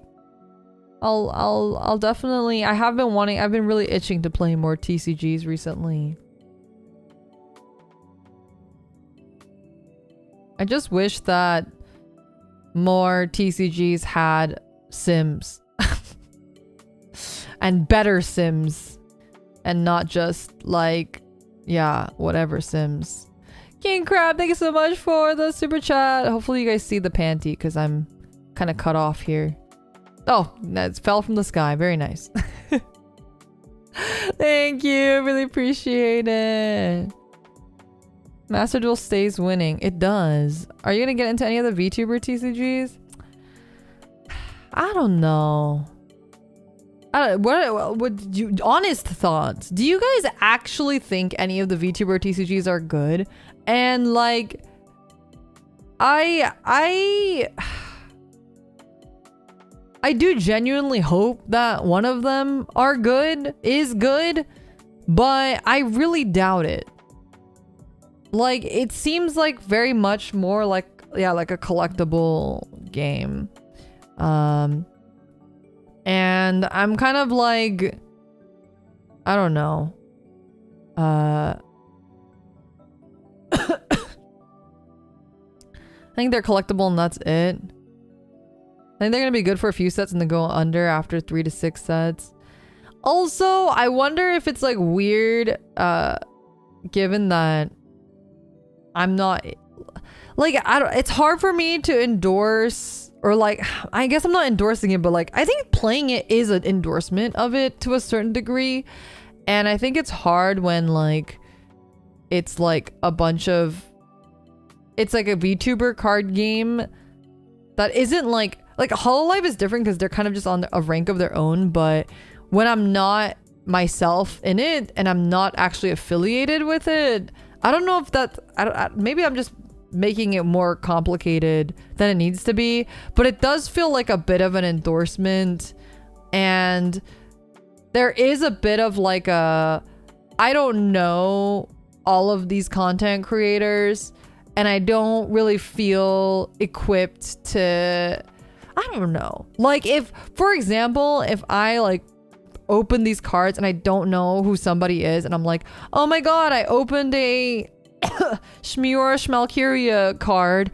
Who is this person? And then all of the Shmiura Shmalkyria fans are like, I can't believe Lyra Valkyria doesn't know Shmiura Shmalkyria. Like, what the fuck is her problem? You know, I don't know. It's just like a lot of weird political stuff that like gets involved. Or if I'm like, I open a card and I'm like, oh, like, I'm not super into this design. Oh my god, I can't believe she hates the design. Like, I don't know. It just feels like it's a bunch of landmines and it's just not worth getting involved in that. Or like, I might be like, wow, this person has a really cool design. And then somebody's like, oh, by the way, that VTuber got canceled because they're like a horrible person. I'm like, okay, well...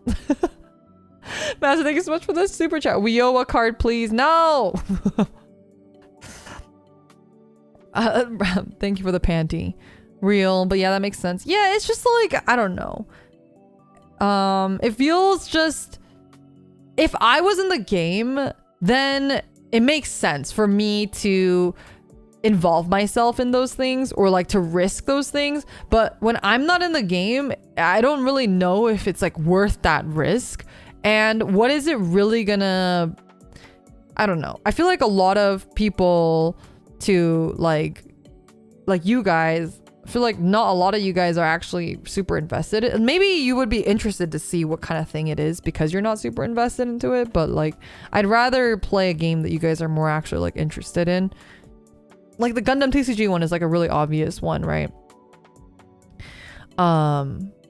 But yeah, anyway, it's just like a weird political landmine. I just don't really want to cross that.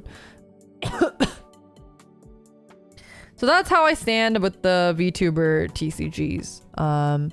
And I think it's cool that there are so many of them, and I'm very happy that there are a lot of them. Don't get me wrong. But yeah, for me personally, it doesn't really super make sense as of now, to be endorsing, I guess, any of them. But it does look cool. It is cool, and I'm happy that it's happening. Don't get me wrong. I want to make that very clear. Like, I'm not like upset, because I don't know if I even like, do I want to be in a car? I feel like I'd also feel weird to be in the game. That's not to say that I don't want to be in a game. Obviously that'd be awesome, but I also think that like it would be weird if I was in a game with a bunch of other VTubers that I don't know. If that makes sense, because it's like, what if like the Lyra Valkyria card is really good in a certain deck archetype, and the other VTubers in that deck archetype are like super weird people, or like people I don't want to be associated with. But if you want to play my card, you have to play it in the deck with all these other people that I like. Yeah, you know, I don't know. Is that like, am I overthinking it? Like, I don't know. But that's kind of how I feel about it. And again, maybe I'm overthinking it and stuff, but it might make me uncomfortable. Or like maybe it's like in a deck with like somebody else like that I secretly have beef with, that's like not public, and then people are just like, oh my god, I hope they collab in the future because I love running both of these people in my deck. You know, I don't know. Maybe yeah.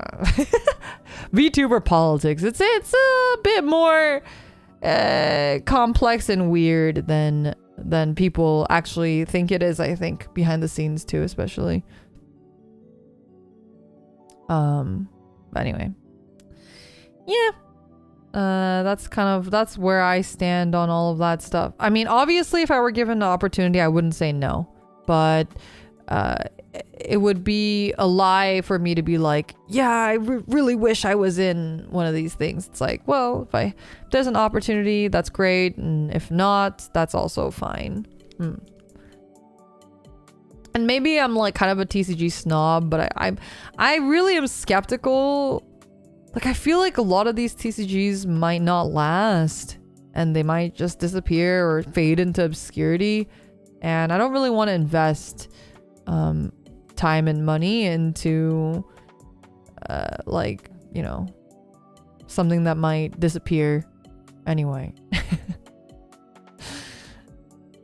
But I don't know. I think there's a lot of new TCGs nowadays that have that vibe. And a lot of them are doing really well. So maybe that's just not the case, and maybe I'm just overthinking things, but seeing how Bandai treats Digimon, I have a fear for the It's crazy, Digimon's decline. Like, it's weird to me because I feel like even just like last year, Digimon was like on the up, and everyone was like, oh my god, Digimon is the new thing. People who don't even like Digimon were playing Digimon. It was like everywhere. And then all of a sudden, I feel like it was after one rumor, and this is not even Bandai's fault. I actually genuinely feel bad for them for this, but there was like one rumor that somebody was like, oh, it's getting a reboot, and it just died like instantly. It actually just like straight up died. I have zero hope for Gundam because of their track record. Yes, but I think with Gundam, at least I am invested in the franchise itself, that even if it died, I'd be happy to have the cards as a collectible. You know what I mean? Because it's an existing IP, like, it's one of those things that I would be happy to keep the cards even if the TCG is non-existent or if I don't play the TCG.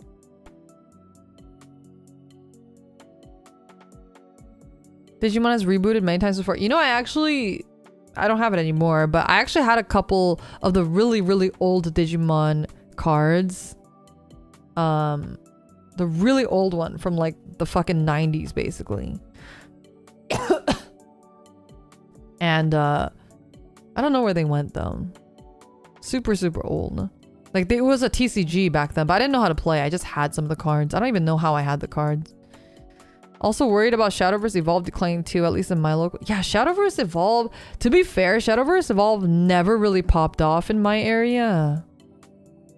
And I go to a lot. I stop by a lot of card shops because I'm very fortunate that I live in relatively close proximity to a bunch of card shops. I've never seen Shadowverse Evolve pop off at all. Ever. And like Vanguard also doesn't really pop off, but I feel like because at least like I see like a healthier scene for Vanguard, which is surprising because for a while it felt like Evolve was gonna overtake Vanguard, but Vanguard seems to be holding on strong and Evolve is like really, really, really going down. I feel like recently, okay, weirdly though, Lorcana did fall off, but I feel like actually Lorcana was sort of creeping back up again, at least in my area. I've been seeing it, but I don't know, maybe that's like a Southern California exclusive thing that Lorcana is popping off again.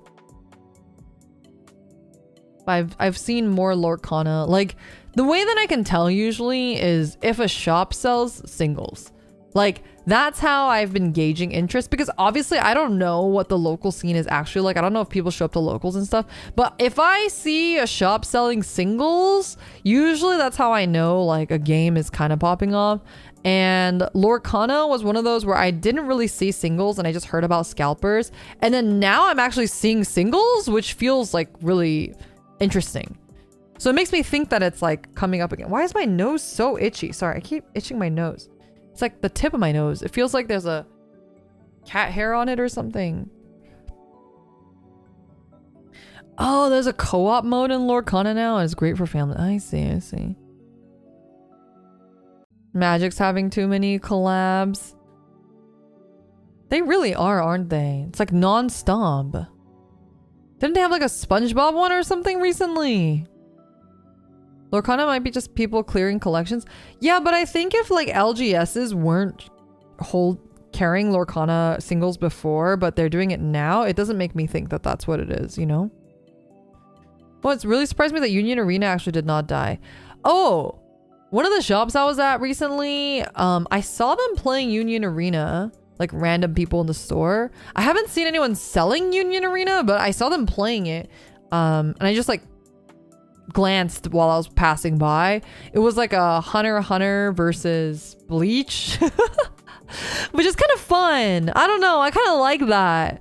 I think I'd give it a shot. Isn't Union Arena the one that has a Kamen Rider deck in it too?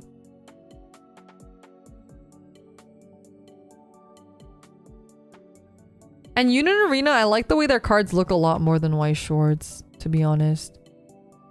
Yes, but it's only in JP. I see. Well, I hope Union Arena releases a Kamen Rider deck, because then I'll play it. It's not on anyone's radar, but I'm thinking about going back to Marvel Snap. You know, okay, you know what? I actually never played Marvel Snap, but I've heard a lot of really good things about it. And I have a lot of normie friends that don't play TCGs that actually really got into Marvel Snap. I also forget that a lot of normies play Hearthstone. I was talking to some of Eggman's friends and we were talking about TCGs, because I was like, yeah, I'm really into TCGs. And then they were like, oh yeah, I played Hearthstone. I was like, oh shit, I forgot people play that game.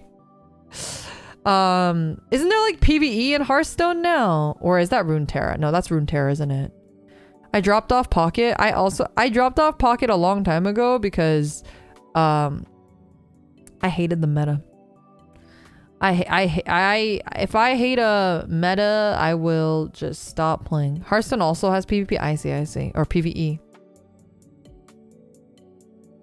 Marvel Snap is very fun, but they nerfed a lot of good cards right after I got them, so be careful with spending. I probably wouldn't spend. I don't like to spend on mobile TCG games unless it's anime. God, I'm such a fucking weeb. Sorry, okay, let me rephrase that. I don't like to spend money unless it's anime. Period. I don't spend money on things unless it's anime. The only exception is League of Legends skins. I will spend money on League of Legends skins, but I would consider League of Legends somewhat adjacent to anime. More so than at least Marvel. Have you found a sauce to watch Kamen Rider Gab? I kind of have, but okay, here's my thing. And I know this sounds really, it's like first world problems, but it's my first world problems, okay? I talked about it before, but I really like to watch things on the TV. And I really don't like to watch things on anything else. I like to watch things on my television while I'm eating food or while I'm just hanging out. I like to sit on my couch or my dining table, and I like to watch TV. That's how I enjoy watching content now, because I'm old.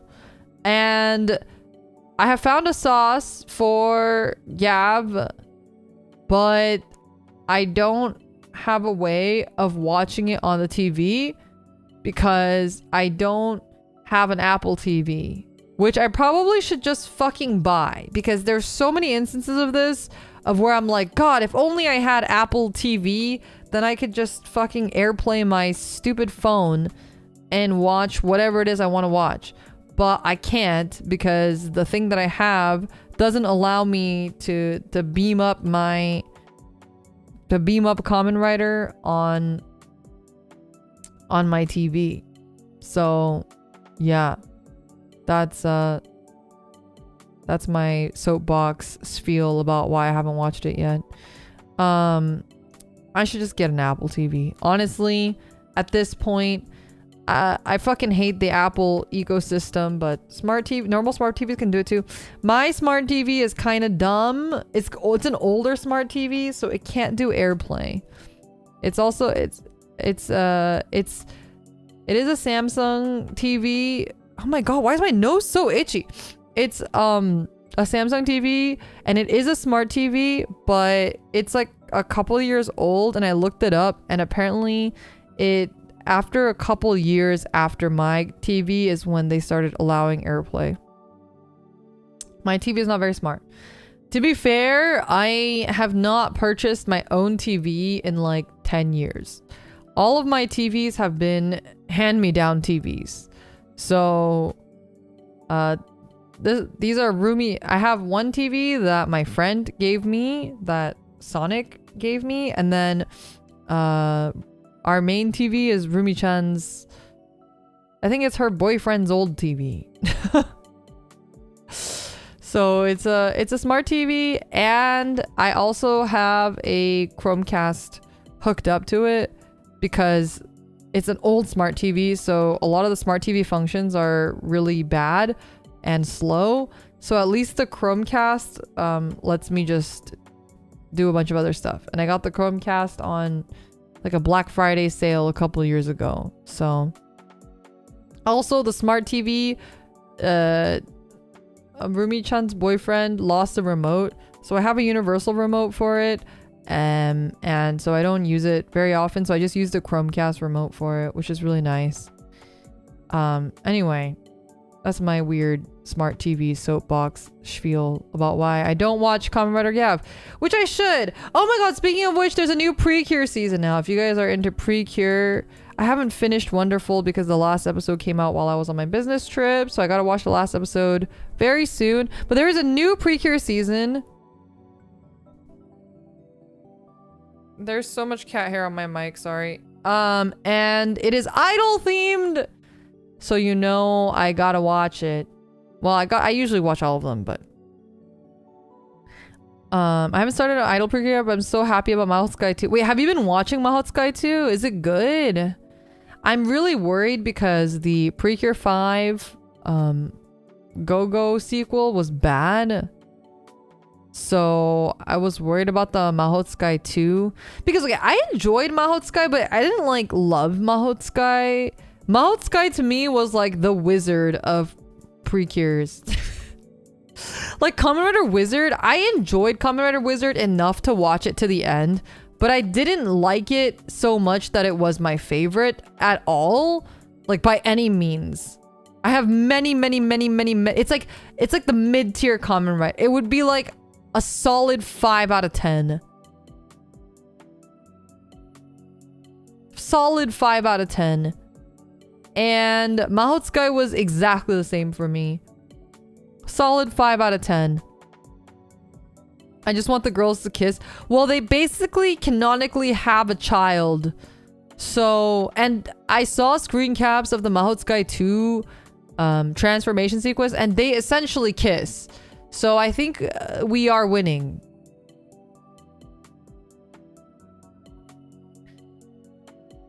It's like McDonald's meal compared to a steak. Yeah, but I like McDonald's meals. They had a child without kissing. Yeah, they do raise a child. And it is a little weird, but she does become their friend. But, you know, that's just how Precure is. It's about raising children that when you are also a child and then they grow up magically and then they become your best friend. A very strange concept, but, you know, it's meant for children, so I guess it makes sense. But anyway. They did have a child from holding hands. That is true. That is true. Mahou Sky, yeah, Mahou Sky was okay. I feel like I really liked the villains in Mahou Sky. It was like really fun. And I liked that we literally had like alien Severus Snape, kind of. Well, I guess he wasn't Severus Snape because he was actually evil. But we literally had, well, I guess he's not Severus. He's, what's his name? Dumbledore's boyfriend. We literally had Precure Dumbledore and we literally had Precure Dumbledore's boyfriend, which I thought was kind of funny. And they were actually gay, which I thought was also kind of fun. I mean, they're not actually, but they basically are gay. And then, I don't know. Mahou Sky, I like the villains a lot. I like Batty a lot too. Batty was a fun villain. And did you just spoil Harry Potter? It's not considered a spoiler if it's been out for like 20 years. Okay? I do not consider that as spoiler anymore. But yeah. I forgot what I was saying. Oh yeah, Mahou Sky. Anyway, I hope Mahou Sky 2 is good. There's a lot of Precure media for me to catch up on, so I have a lot to watch. Well, there was something else that I was gonna watch too. I don't remember. There's too much media. I can't keep up anymore. I just got back. You have a palico in your head. So cute. Yeah, he's wiggly. Look at his ears.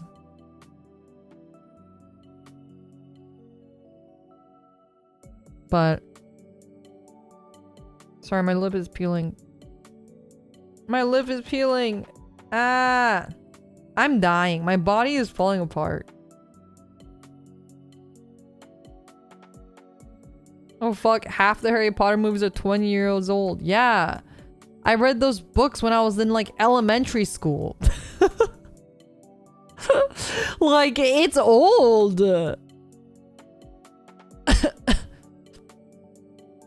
Did you see the new Link Joker lyrical deck? I've seen some images, but I don't know what's what. I haven't really looked into it. I basically, for the last month, you can assume, chat, for the last month, I have been entirely offline. I'm like, I've been actually entirely offline. I have not had time to actually really look at social media beyond like maybe 20 minutes once a week. In the last entire month. So I have no idea what's been happening on the internet for the last month.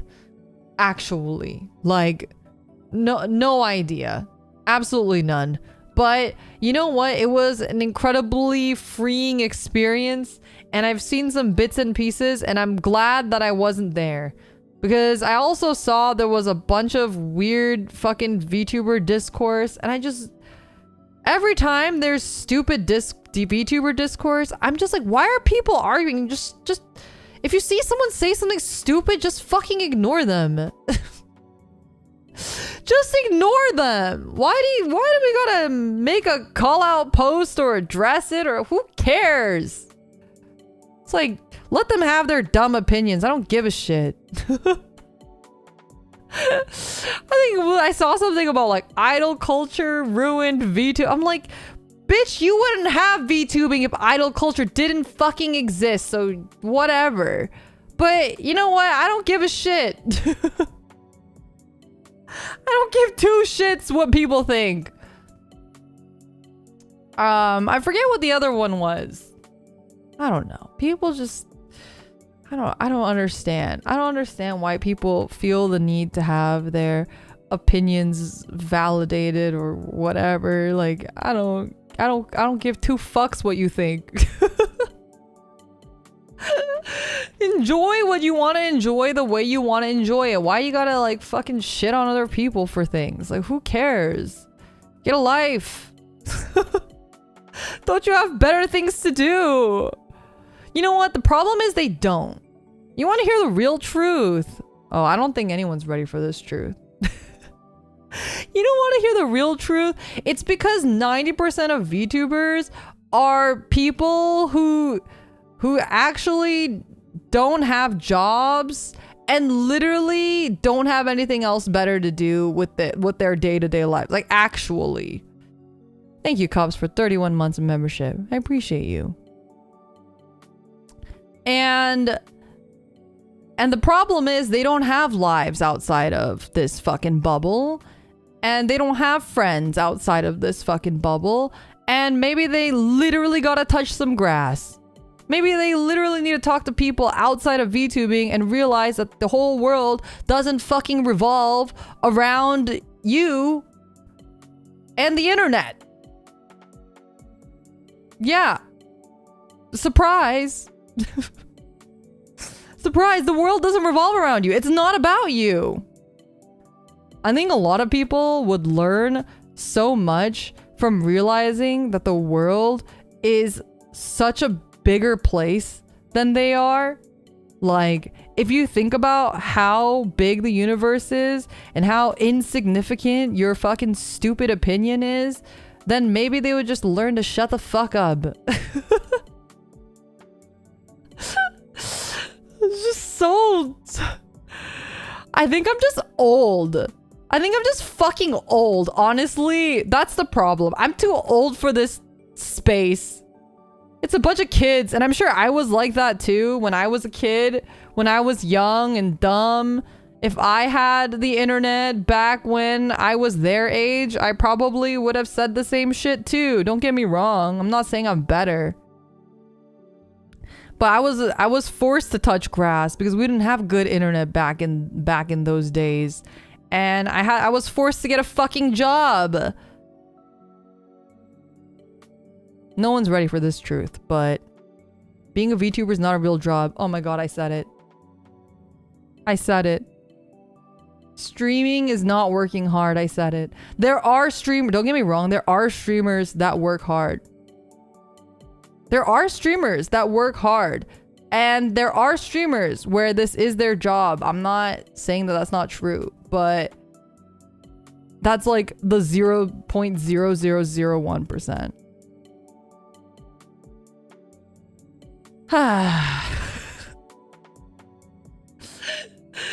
It's like, it's crazy that some people are in like such a bubble of never having worked a real job in their life that like, okay, it is, I'm not, see, this is hard for me to say this too, because it's one of those things where like, I do think that if you work really, there, nothing is black and white, right? Like there's always gray zones. You can work really hard in streaming and it can be a job and it can be something that you really put a lot of effort into. I do agree with that. But I would like to say that that is not 99% of streamers.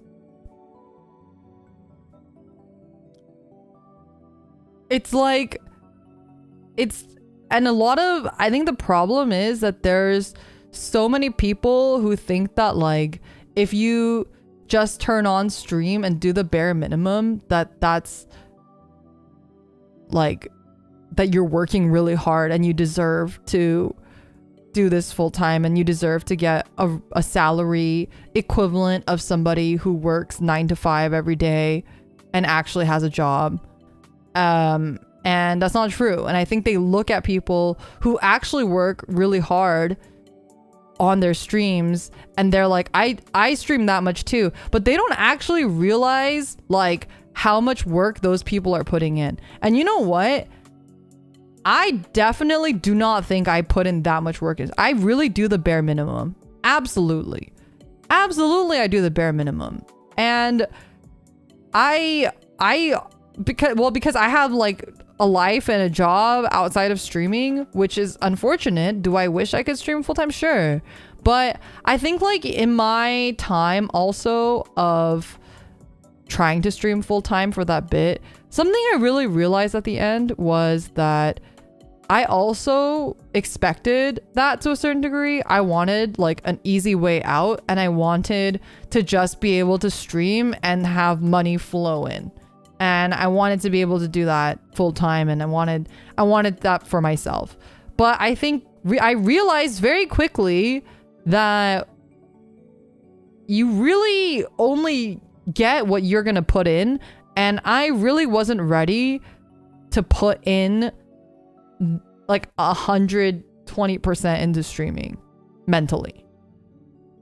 And I didn't want to put in 120% to streaming, and I wanted to enjoy it and I wanted it to be fun.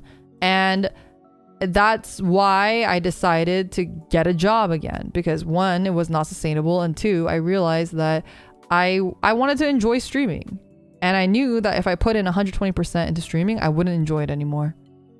And I think if I stopped enjoying streaming, then my streams would not be a fun place anymore either. So that was why I took a really big step back too.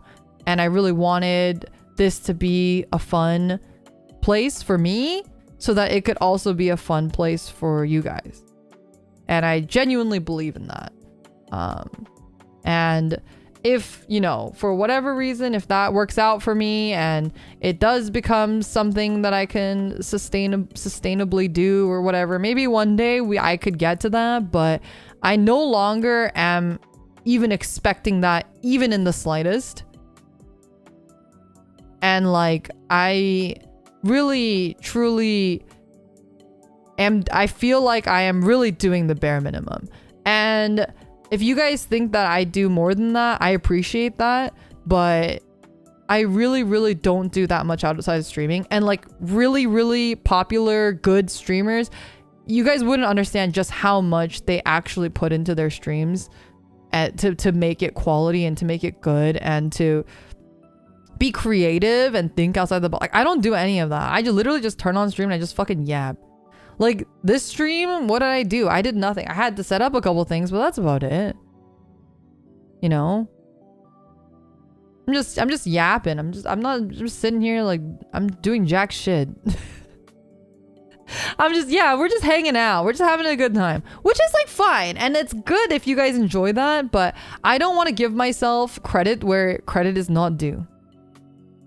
And I think a lot of VTubers like to soapbox their like, oh my god, like I deserve to be more famous and I deserve to have a salary at the end of the month and why aren't I bigger and blah blah blah. Like, I don't know.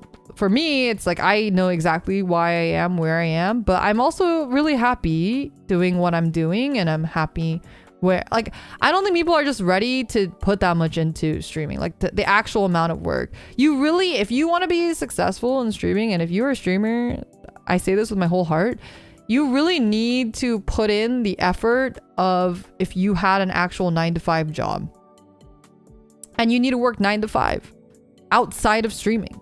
Streaming is the fun part.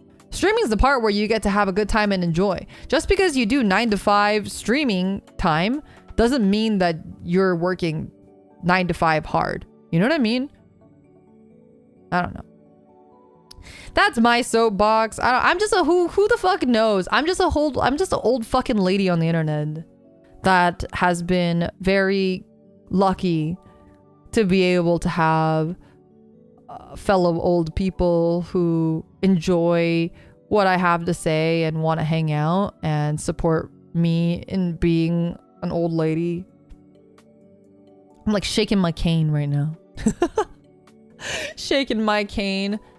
And I want to say that I say this as a VTuber fan, and I say this as someone who really does respect the people that actually do put in the work. Because there are people who really, and again, it's not a blanket statement to everybody, but I think there are people who really do put in the work. And there are some people who put in so much effort, but still don't get famous. And I do feel though for those people. And I feel like those people do deserve fame, and they do deserve that more than anything, and they do deserve a salary, and they don't get it because they're unlucky. And that does happen. I'm not saying that that doesn't happen. It really does, and my heart really goes out to those people, but I would say that 99% of the people are not that.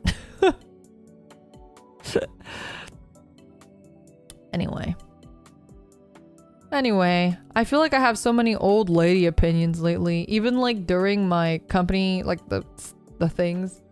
Sometimes we'd be talking and I'm just like, fuck, man, I'm so old.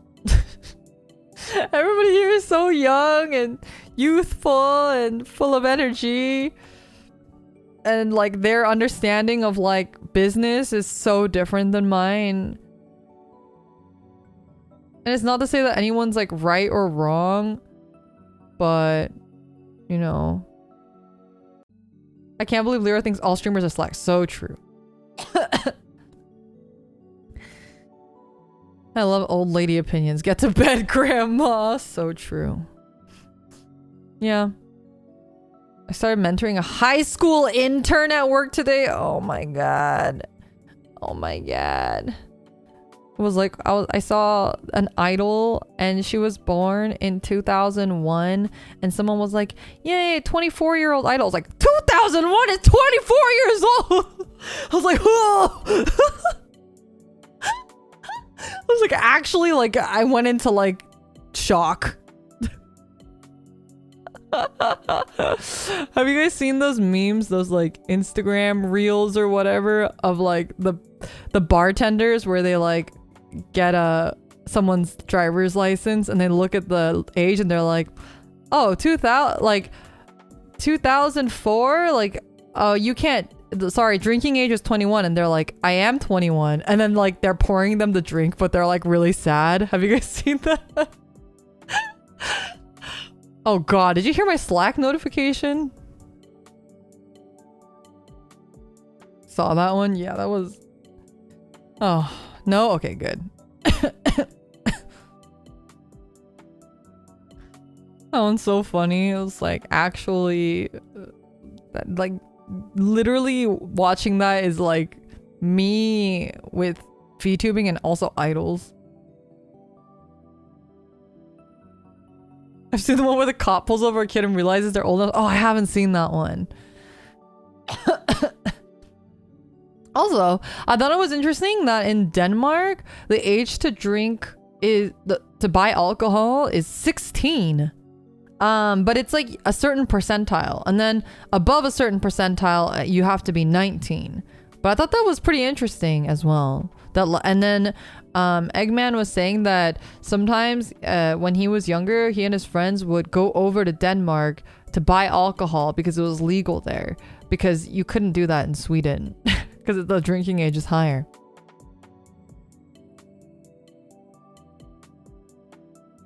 Yeah. So it's like, it depends on the percentage of alcohol, which I thought was interesting. Denmark lore. Denmark lore. Anyway, I feel like see, I'm turning into an old lady. You know I'm turning into an old lady when all of my just chatting streams just end up with me complaining about something. Actually complaining about things. We did that between provinces in Canada. But I don't... Is that... In America, do different states have different drinking? I know in America we have different driving ages because in some states you literally need to drive to go to school. But I don't think... I think drinking is universal in America. Not drinking, but smoking drive. We have different ages for smoking here too. I didn't know that. Time to get some candies to put in your handbag to give to the youths.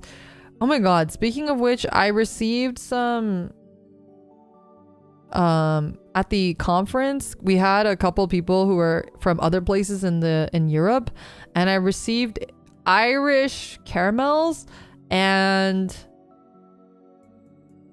something else, some other Hungarian sweets or something.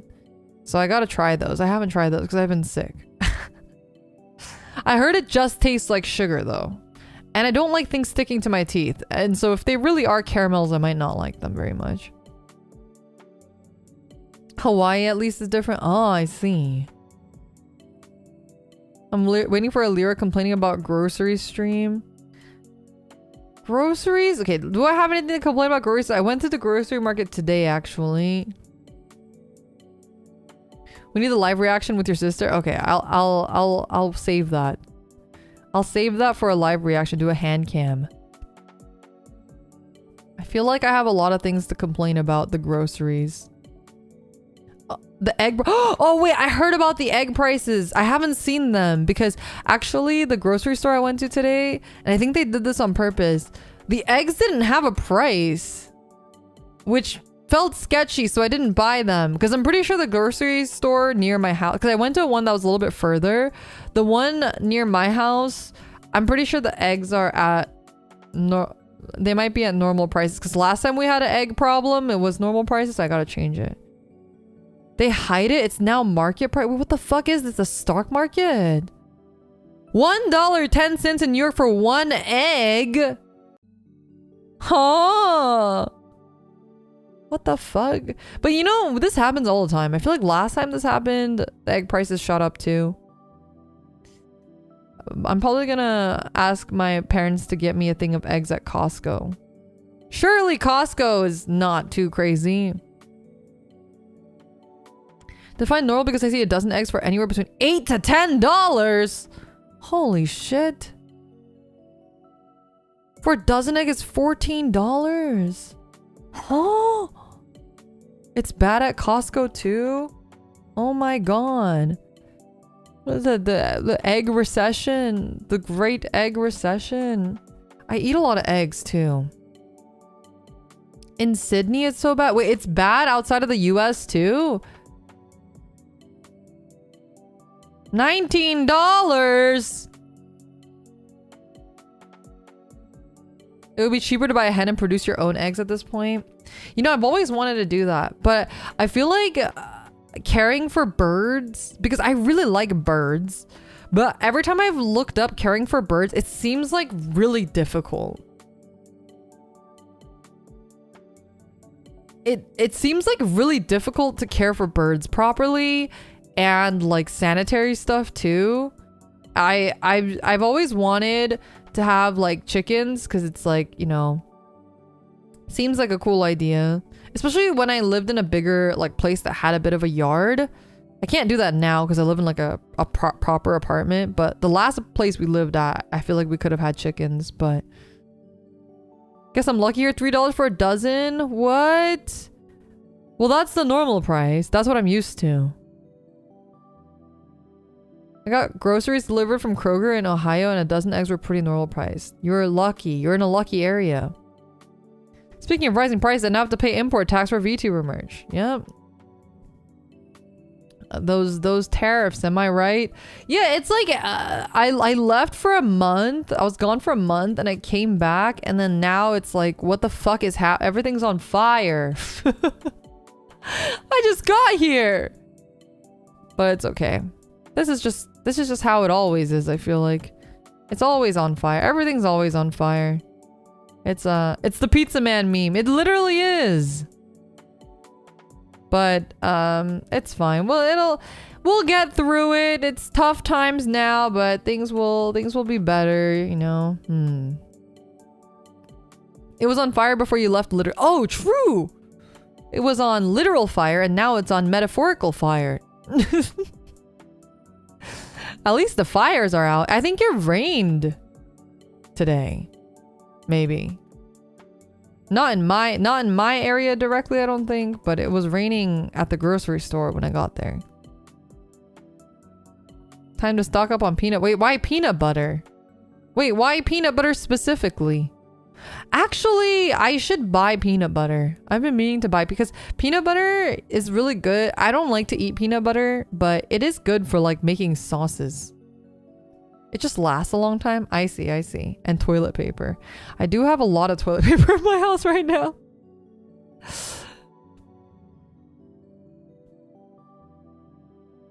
Cheap, shelf-stable protein. Okay, this is a little TMI, but I feel like while I was in Europe, another problem I had was I was not getting enough fiber. I don't know what it was, but I was really backed up. I feel really old. Those are the times where I really feel old. You know what I mean? That bread was fibrous. Okay, you know, I will say that European like wheat bread was really delicious. Actually, much better than the wheat bread we have. I would eat it normally here if we had it, but I hate wheat bread here. I fucking hate it. I opened the stream. This is a little bit TMI. Welcome back. Thank you. Agreed. Yeah, wheat bread here fucking sucks. Time to consume prune juice. Oh my gosh. Actually, I had... Oh my god, wait. Chad! One of you guys told me... I don't remember who it was. Maybe it was... I feel like it might have been Zeltath. Was it you? That told me about Skyer? It's like a yogurt. Because I complained about Greek yogurt one time. No, maybe that wasn't you. That was you. Okay, yeah. So while I was in Amsterdam, funnily enough, they had a Skyer yogurt thing. It was like it was like some random pop-up. And they had free yogurt, and it was really funny because I went with my coworker. We were passing it, and I was like, "Oh my god, Skyer yogurt!" My chat told me to try that, and my coworker was like, "What the fuck is Skyer?" I was like, "It's supposed to be like a European yogurt," and then he was like, "Oh," and then I was like looking at the booth, and I was like, "I think it's free." And he was like, "No way." And we went up and I asked the guy for yogurt. He was really mean, by the way. But I asked the guy for yogurt and I was like, "Can I get the original one?" And he was like, "What toppings do you want it?" And I was like, "Oh, can I have all of them?" And he gave me all the top. It was like fruit. It was free yogurt. And then so I like got it and then I left. And then my coworker was like, "What if they chase us down to pay?" Because everything was in Dutch. So we didn't. I was like, "I'm pretty sure it's free. There's no price and there was no register." And then he was like, "What if it wasn't free and we just stole yogurt?" No, but I'm pretty sure it was free. So I got Skyer yogurt. I hate to come back and say this, but I did not like the Skyer yogurt. I did not like the texture. I like my yogurt a little more watery, but the hotel breakfast had one of the best yogurts I've ever had. One of the best yogurts I've ever had. Because we had the hotel breakfast and it was very, very good. It was yogurt. They put maple syrup in it. So now I gotta put maple syrup in my yogurt. I gotta try it. They had yogurt with maple syrup in it. It was thicker a bit. So I think it was closer to Greek yogurt. And then it had like prunes. But I don't think it was prunes. Cause what are prunes? Dried dates? Or are dates already dried? Because these were like stewed plums. I didn't really like the texture of the stewed plums. It is plums. Okay, yeah, so they were dates. They were like, the texture was like dates, except more mushy and less chewy. I didn't like it. I didn't like the actual dates themselves, but I really liked the like juice of the dates with the syrup and the yogurt. It was very tasty. Very tasty. Yummy, yummy yogurt. I liked that a lot. Yogurt and bread was great in Europe. Very good stuff. And potatoes. The French fries were really good. All the French fries were really good. Maple syrup is great for blue cheese. Well, I'm not a big fan of blue cheese, but that's an interesting combination. To be fair, I wouldn't have thought to put maple syrup in my yogurt either, and I'm definitely doing that from now on. The French know how to make a... Oh! I had heard a lot about French fries on pizza, and I saw photos of French fries on pizza in Europe. It is a real thing. I didn't know that was like a real thing that people ate there. It's good. I kind of wanted to try it, but actually I did have pizza once while I was in Europe, and it was very good. It was like very, very thin. Like actually, like it wasn't like American pizza. Peanut butter and jelly is good on spicy chicken. I don't believe you. I miss having tempura shrimp on pizza. I can't say I've tried that, but I do like shrimp on pizza. It's like in Korea and Japan, they do shrimp on pizza and it's very good. I do like getting wedges fries to the side with pizza, but I didn't eat it combined before. Yeah, apparently it's a European thing to put like just actual French fries on pizza as like a topping. And it's like McDonald's fries style fries. Like they're like the thinner fries. They're not wedges. I've had potato wedges on pizza before because they do that in Asia too. But it has the actual like more shoestringy French fries. I wanted to try it, but yeah, I didn't have a chance. And I only saw it once in passing. You've had penne on pizza? Really?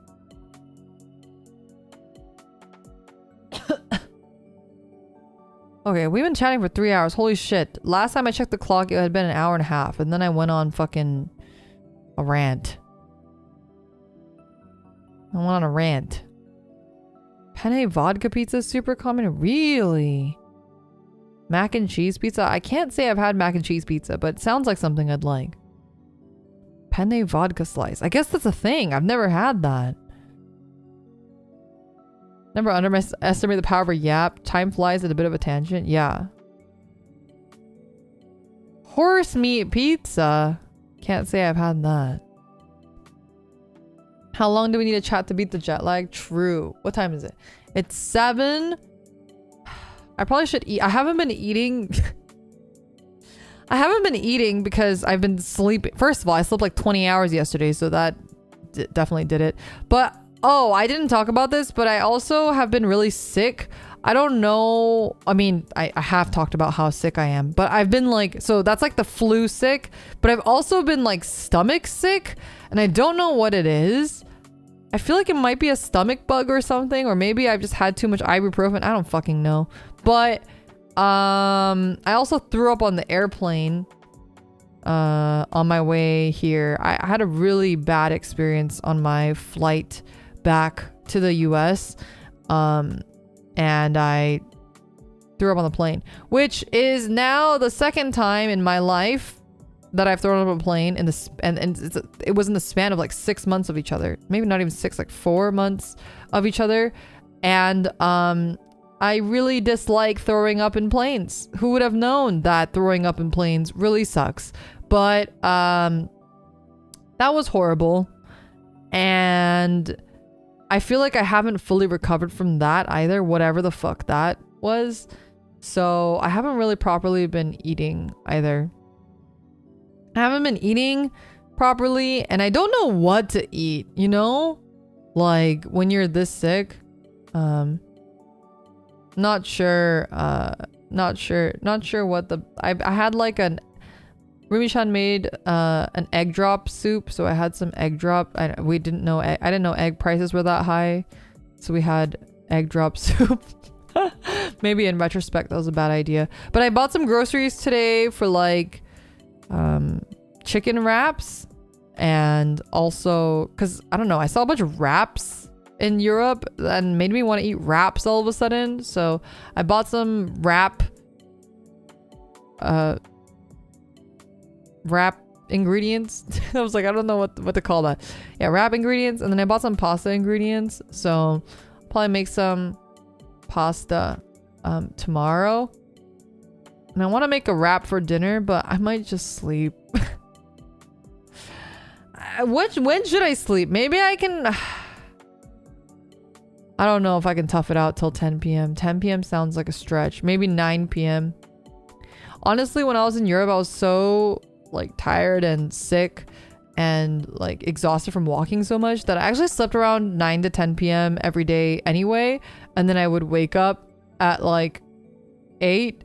So I'd sleep like 10 to 11 hours, which seems crazy, but I was just that tired the entire time. Tough it out till 9 at least. Okay, I'm gonna stay up till 9. I have so much work to do. I have so much work. I have so much VTuber work. I finished freelance though. Yay! Everybody pat me on the back. Put some head pat emotes in chat because I did a good job and I finished my freelance today.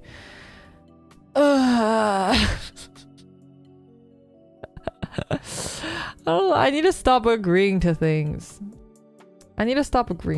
That's my New Year's resolution, is I need to learn to say no. I think when people offer me things like the freelance too, it was just like I had an opportunity and I was like, yeah, that sounds really cool. But do I have time for that? No. But what if I just made time for it? And then I agreed to doing it, and they even told me in the call, they were like, this is gonna be a long-term project, is that okay? And then I was like, yeah, that's fine, that's great, that sounds fun. And here I am regretting everything. It is a freelance for a video game company, and the project, the game looked really cool. So I felt more enticed to say yes. I was like, whoa, this could be a really fun thing. And then now I'm like, I shouldn't have agreed to do this. This is so much work for little money. The money is not even like the big thing. It's just so much work. And it's but I don't know, if you guys got a freelance gig for a game company and the game looked really cool, you would agree. I know you would. And I was like, I just was blinded by the cool project. I was like, wow, it's a cool project. I want to be on that project. The game looks really cool. And then here I am, like, suffering from the consequences of my own actions. I actually hate video games. True, me too. Unfortunately, I've never been into freelance game dev, always under corpo. My problem is that I freelance while I corpo. Because I hate myself. Zelta, thank you so much for the tip. I gotta manually refresh to see the stupid thing. Proud of you. Make sure you eat though. Old ladies need some energy. That's true. I do need energy, don't I? I should have bought fruits today. That's what I should have bought. Fuck. I feel like fruits... I really need to like stop underestimating the power of fruits. I did get some cherry tomatoes, if you consider that a fruit, but I consider that a vegetable. But actually, I don't know if I could eat that right now because the last thing that I ate before I threw up on the airplane was a cherry tomato. He had an apple this morning, pretty nice. Okay, I'm like such first world problem. I refuse to eat an apple unless it's cut, and I hate cutting fruit. I'm such a lazy bitch. I hate cutting fruit.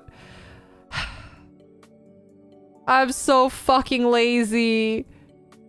Get one of those fancy slicers. Oh, you know what? You're totally right. That's actually a first world problem. It literally is. And I refuse to eat it if it's not cut. Literally, I refuse to eat. I won't eat it.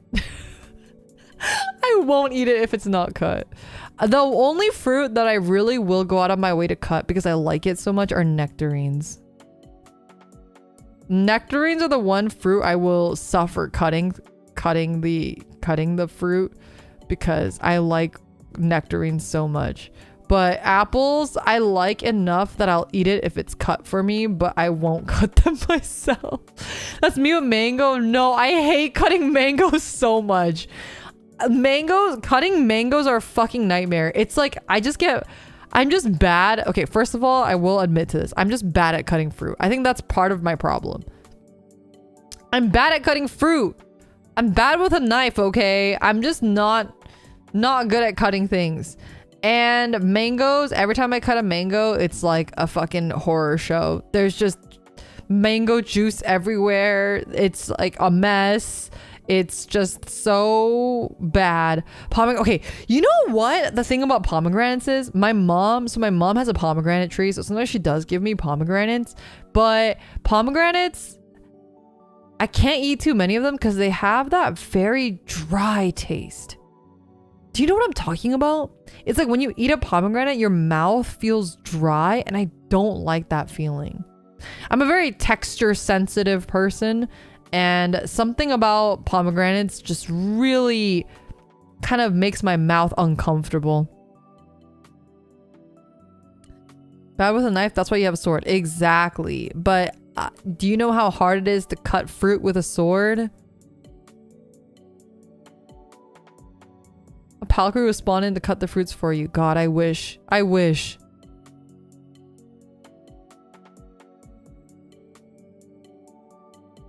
They have the tannins. Oh, is that what it is? It's the tannins. Just Fruit Ninja. It's so true. Is Fruit Ninja still around? Is that still a thing? You know, just for fun, I looked on the airplane apps to see what games they have, and they had Angry Bird. They had Angry Bird and like, I don't even remember anymore. Angry Bird and chess. I was just surprised that Angry Birds is like still a thing. I think that was the thing that I was surprised about. Crowdfunding the Lyra caretaker. Okay, chat, are you proud of me? I actually did I did hire someone to clean my house. Are you proud of me? I paid a lot of money to have someone clean my house. And but it was while I was gone. Rumi-chan and I split the bill.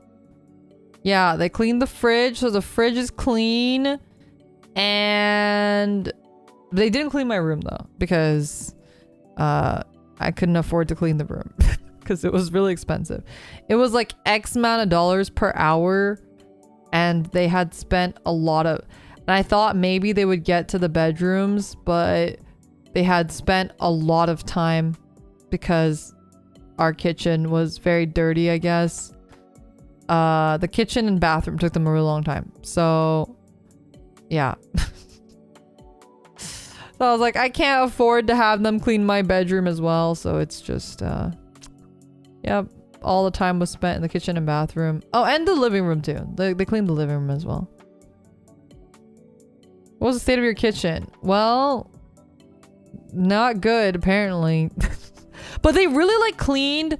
I wasn't there, but according to Rumi-chan, they really like cleaned every single like crevice and centimeter of everything. So it's gonna take a while if they do that, even if it's relatively clean. So yeah.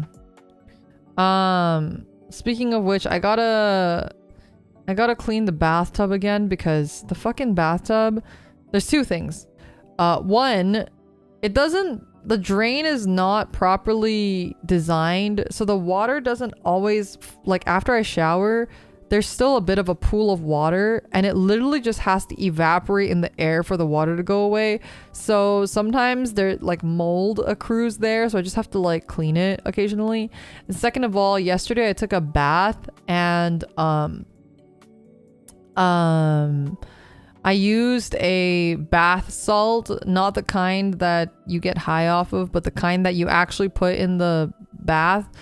And it was fine. It smelled really nice and whatever, but it like left a residue at the top of the bathtub, which is really annoying and makes me not want to use it ever again. But yeah, now I gotta clean that. I use the bath salt that makes me eat people. Yeah, exactly. That's the scary kind of bath salt. I've heard many stories of people just literally going buck wild. Bath salts sound like one of the scariest actual drugs ever. Like that shit makes people do like that's like the stuff where people like light themselves on fire and stuff like that. Like you don't want to do that shit. That sounds crazy. Oh, speaking of drugs, I learned that Amsterdam, a lot of people go to Amsterdam because I guess not all of Europe is marijuana friendly. And so they go to Amsterdam to get high, but apparently they go to places called coffee shops and they are not for coffee. It is for weed. And I saw a lot of those quote unquote coffee shops everywhere. And yeah, they looked very not nice. You'd think for it being called a coffee shop it'd be a lot nicer, but a lot of them looked really grimy and not so nice. And again, every coffee I had in Europe was bad. Starbucks is my baseline. I have a cheap palate, like I said, but I can trust Starbucks. It's like, again, my 5. It's my baseline. A 5 out of 10. It's fine. It does the job. I don't mind it. I like it, but it's not like amazing coffee. It's fine. But even Starbucks in particularly the Netherlands was bad. And anywhere I went to have coffee, it was so bad. It was one of those things where like the bread is so good, yet the coffee is so bad, and I just don't understand how that happens. Arturo, thank you so much for 1 month of membership. I'm not really much of a fan of coffee IRL. No, I thought, you know, European coffee is like famous, isn't it? Everywhere I went, I had coffee. It just tasted like really watered down coffee. I don't think the Dutch are known for... Isn't there like Dutch coffee? Isn't Dutch coffee a thing? Or is that just like a Korean made up word? Like Dutch pay. Is Dutch pay Korean made up word or is that English? It's Italian coffee that's famous. Yeah, but you would think that they're all so close in proximity to each other it would kind of like bleed over or something. Dutch cocoa, which isn't actually Dutch. It's just the process for making it. I see. Irish coffee is made up too. What the fuck? What the hell? I've been lied to. This is the water closet shit all over again. Irish coffee is real. Isn't Irish coffee just a coffee with like Baileys in it? That is the most American thing you've said today. Wait, which one? I've said a lot of very American things. We've been lied to. It's the whiskey that makes it special. Oh, it's whiskey and sugar. I see. I'm noticing a pattern here with Lyra being lied to. I'm too trusting. People will tell me things and I just fucking believe them at face value. Because I'm a very honest person and I'll tell you things at face value. So I guess I just assume that everyone else is telling me things at face value, but they're all lying to me. Lyra the gullible friend? Yeah, I guess so. I will literally just actually believe what people tell me because I assume that it's real.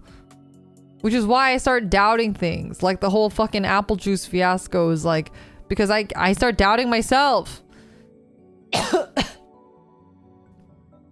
Okay, I need to shut up. It's been 3 hours. What have I been doing? Just been talking for 3 hours. It's 7:30. I'm gonna try to not die and try to stay alive for another hour and a half and then pass the fuck out. Will I beat jet lag? We'll see. Have you seen apple juice since? You know, ironically, I had apple juice the other day because Rumi-chan brought me McDonald's Happy Meal because we tried to get the Pokemon toy and it came with an apple juice. So I got an apple juice, but I did not get a Pokemon toy. I got a Salamence box, but the toy was like a fucking Crash Bandicoot Spyro toy. That was shit. So we threw that away. It was bad. We didn't get any cards. No cards. I really want the Umbreon card from the set. Oh my god, I'm dying. Okay, I need to end stream. I'm actually dying. Like my body, I can feel it. My soul is separating from my body right now. Anyway, thanks for hanging out with me for three plus hours doing who knows what, Lord knows what. It's gonna be, again, if you weren't here earlier, we will be doing a gorilla thing this week. The rest of the week is gonna be all gorillas because I don't know what my condition's gonna be like, and I also don't know what my workload is gonna be like because I'm still catching up with work, unfortunately. And yeah, once everything is back to normal, we'll have schedules. We'll probably have a schedule next week. And there's a bunch of announcements, little announcements. I will be a part of a couple things, just like silhouettes, but it's pretty obvious. There's a Valentine's Day relay for karaoke relay coming up. That'll be the 15th, I believe, so day after Valentine's Day. And then I don't know, what should we do for Valentine's Day this year? I don't know if I have time to really plan anything. What have I done for Valentine's Day the past years? I don't even remember. Anyway, that's one of the announcements. The other one is that Pastel Melon. Give me a second.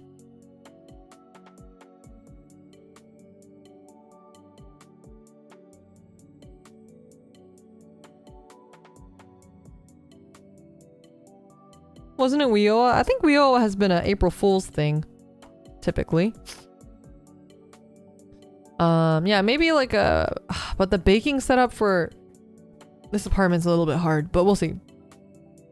Pastel Melon snack V Snacks keychain will be dropping very soon, so you can order that. Topical, but it will be shipping from the EU. So if you are in the EU, EU bros rejoice. You'll probably have pretty good shipping options. If you are outside of the EU, you will have to pay for shipping from the EU. So just as a heads up. Yeah, that's happening very, very soon. And you're away last Valentine's. Oh, right. God, I've been traveling too much lately. And I have a couple more business trips till the end of the year. So I don't know. Life has been business trips, and my cousin's getting married, so then I have that trip too, and I just don't want to leave the house for like a whole year. But I'm complaining, but it's really truly a first world problem. I really had a good time in Europe, and I think it was a really awesome experience, and I'm really glad I was able to do that. So I don't want to sound ungrateful because it was paid for by the company, and well, half the trip was paid for by the company. And I had, despite working while being sick and a series of unfortunate events, I had a really good time, and it was a really awesome experience, and it was really nice for me to experience EU. And the bread there was incredible. I will miss the bread, or I missed the bread already, and the candy. I miss the bread and the candy. Yeah. Okay, brain's dying. Okay, brain's shutting off. I'm shutting off my brain. I'm ceasing to function. So I'm gonna turn off stream for real.